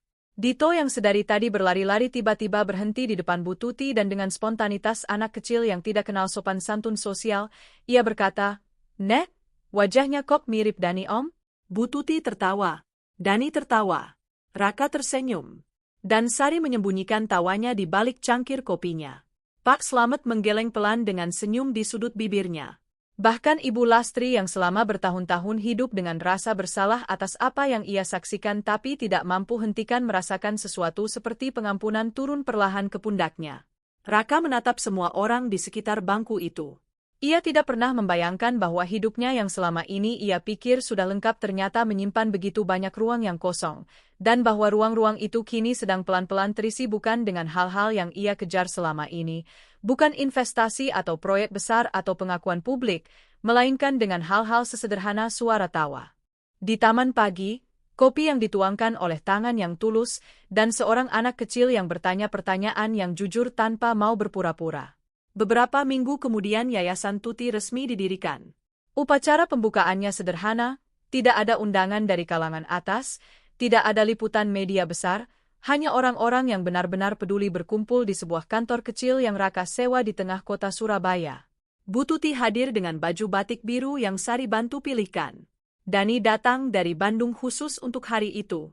Ibu Lastri duduk di baris depan dengan mata yang berkaca-kaca. Pak Slamet datang dengan baju koko putih dan terlihat lebih muda dari biasanya. Pak Hendra menangani semua dokumen legal dengan ekspresi yang sulit dibaca, campuran antara profesionalisme dan sesuatu yang mungkin mirip penyesalan atas bertahun-tahun kebungkaman. Sari berdiri di depan ruangan kecil itu dan berbicara bukan sebagai asisten rumah tangga, bukan sebagai orang yang kebetulan terlibat dalam kisah ini, melainkan sebagai seseorang yang akan memimpin program untuk para ibu yang membutuhkan bantuan. Suaranya sedikit gemetar di awal tapi kemudian menjadi lebih stabil. Ia berbicara tentang Dito, tentang Malang, tentang betapa sulitnya menjadi seorang perempuan yang harus berjuang sendirian di kota yang tidak mengenal namanya.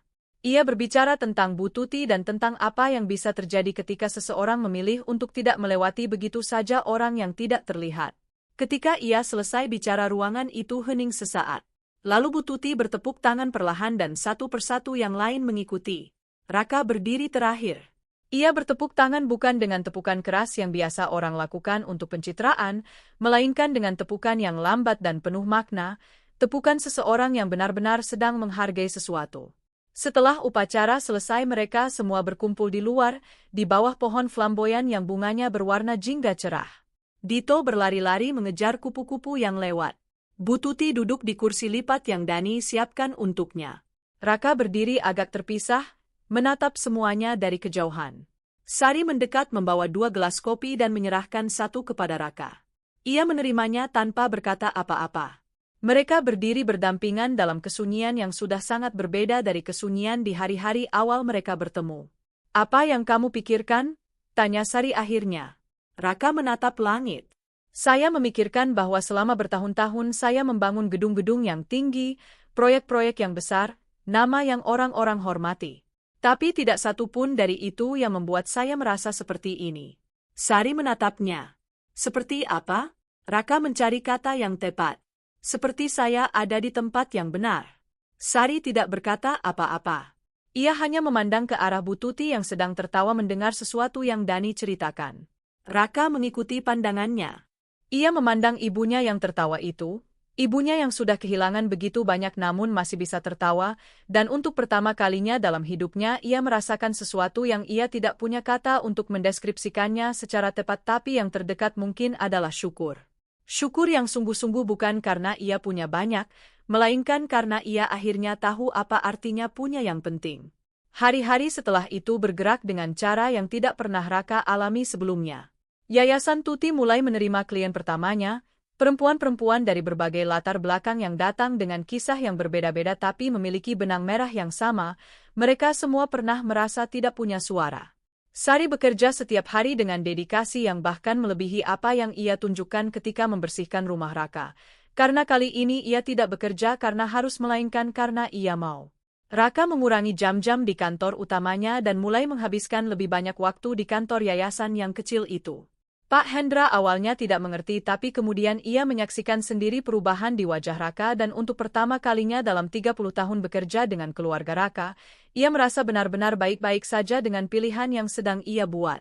Dani mulai mengunjungi Surabaya lebih sering.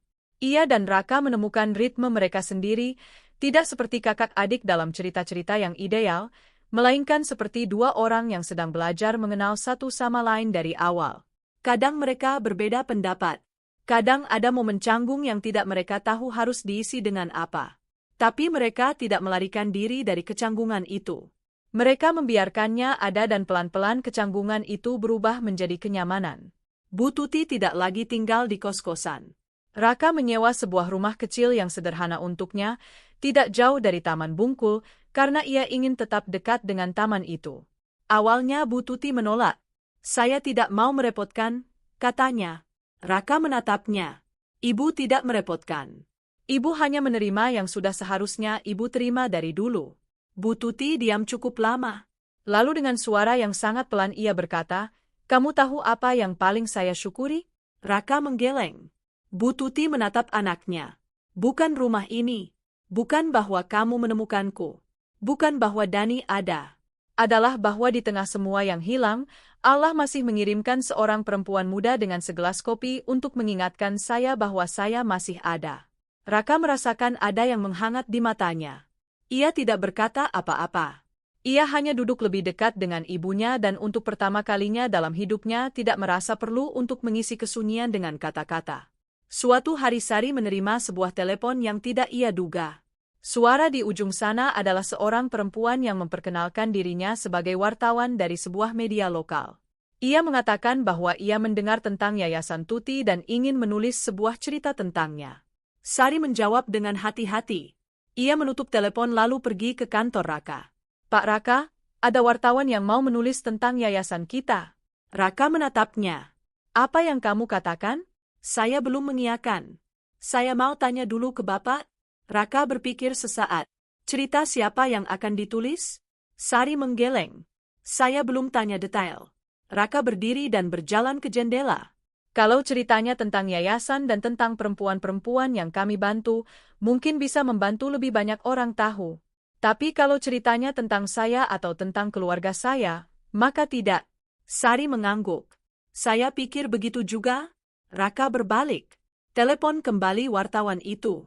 Tanya apakah ia mau fokus pada kisah perempuan-perempuan yang kami bantu, bukan pada nama-nama di belakang yayasan. Sari menelepon kembali. Wartawan itu menyetujui. 2 minggu kemudian sebuah artikel terbit di media lokal. Bukan artikel yang besar, hanya di halaman sosial budaya, tapi isinya berbicara tentang 3 perempuan yang kehidupannya berubah setelah mendapat bantuan dari Yayasan Tuti. Tidak ada nama Raka di sana. Tidak ada foto gedung mewah atau angka-angka investasi besar. Hanya kisah-kisah tentang perempuan biasa yang kembali menemukan suaranya. Raka membaca artikel itu di mejanya. Ketika selesai ia meletakkan koran itu dan duduk dalam kesunyian beberapa menit. Sari yang baru masuk membawa kopi pagi melihatnya dan mengira ada yang salah. "Bapak baik-baik saja?" Raka mengangkat wajahnya. Ia mengangguk. Tapi ekspresinya bukan ekspresi seorang lelaki yang baik-baik saja dalam artian biasa. Itu ekspresi seseorang yang baru saja menyadari sesuatu. "Saya baru menyadari," katanya pelan, "bahwa ini adalah pertama kalinya nama saya tidak ada di sesuatu yang saya bangun. Dan saya merasa lebih bangga dari apapun yang pernah ada nama saya di sana." Sari meletakkan cangkir kopi di mejanya. "Mungkin karena ini bukan tentang nama Bapak. Ini tentang sesuatu yang lebih besar." Raka menatapnya. "Kamu selalu tahu kata yang tepat." Sari menggeleng. "Tidak selalu. Tapi saya belajar dari perempuan tua di bangku taman bahwa kadang kata yang paling jujur adalah yang paling sederhana." Raka mengambil cangkir kopinya. "Kalau saja saya tidak mengikutimu ke taman hari itu." Sari tersenyum tipis. "Kalau saja saya tidak membuat kopi lebih banyak dari yang saya butuhkan." Raka mengangkat cangkirnya sedikit seperti sebuah penghormatan kecil. Sari balik mengangkat cangkirnya yang masih kosong lalu keduanya tertawa karena itu konyol tapi terasa tepat. Waktu terus berjalan. Musim berganti. Dito naik kelas dan tidak lagi mengeluh setiap kali harus menunggu di klinik karena Sari mengajarinya bahwa menunggu adalah cara kita menghargai bahwa orang lain juga penting. Dani memutuskan untuk tidak kembali menetap di Bandung. Ia pindah ke Surabaya, menyewa sebuah apartemen kecil tidak jauh dari rumah Bu Tuti, dan mulai bekerja di yayasan sebagai koordinator program. Ibu Wati dan Pak Budi mengunjunginya sebulan sekali. Mereka bertemu dengan Bu Tuti untuk pertama kalinya pada suatu hari Minggu di rumah kecil Bu Tuti yang sekarang sudah dipenuhi dengan pot-pot bunga dan tirai berwarna cerah. Pertemuan itu canggung di awal. Dua pasang orang tua, satu anak yang ada di tengah-tengah mereka, dan terlalu banyak emosi yang tidak tahu harus diletakkan di mana.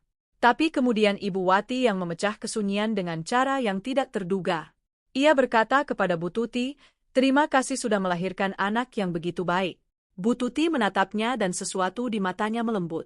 "Terima kasih sudah membesarkannya dengan cinta yang tidak bisa saya berikan saat itu." Keduanya diam. Lalu Ibu Wati menangis dan Bu Tuti menangis dan Pak Budi mengalihkan pandangannya keluar jendela pura-pura melihat sesuatu yang menarik di luar sementara matanya juga tidak kering. Dani duduk di antara mereka dengan ekspresi yang menyimpan sesuatu yang tidak bisa ia sembunyikan, kepenuhan. Ia tidak kekurangan cinta. Ia memilikinya dalam dua bentuk yang berbeda dan keduanya nyata. Raka yang hadir di pertemuan itu duduk di sudut ruangan dan mengamati semuanya dengan cara yang sangat berbeda dari cara ia mengamati rapat-rapat bisnisnya. Ia tidak menghitung, tidak menganalisa, tidak merencanakan langkah berikutnya. Ia hanya hadir dan membiarkan momen itu menjadi apa adanya. Sari duduk di dekatnya. "Kamu menangis?" tanyanya pelan. Raka menyeka sudut matanya dengan cepat. "Tidak." Sari menatap lurus ke depan. "Tentu saja tidak." Raka meliriknya. "Jangan cerita ke siapapun."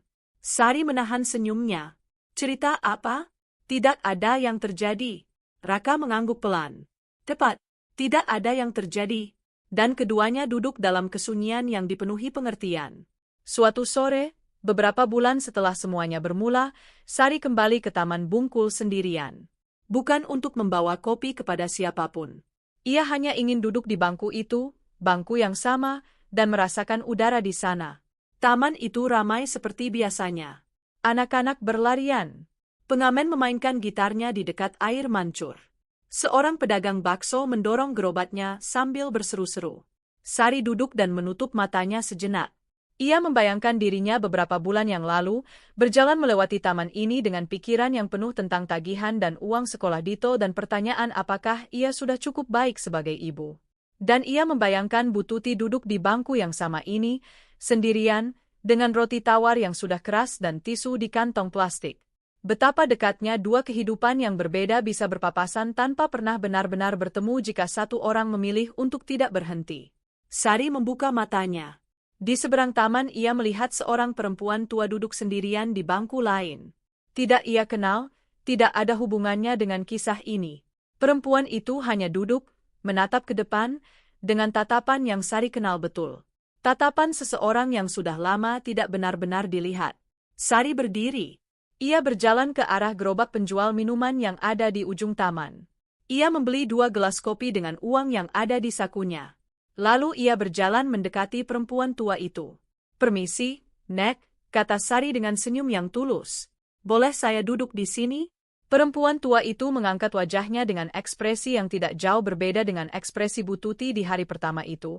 Sedikit waspada, sedikit tidak percaya bahwa kebaikan bisa datang begitu saja tanpa syarat. "Boleh," jawabnya singkat. Sari duduk dan menyerahkan 1 gelas kopi. "Ini untuk Nenek." Perempuan tua itu menatap gelas itu sesaat, lalu mengambilnya dengan tangan yang sedikit gemetar.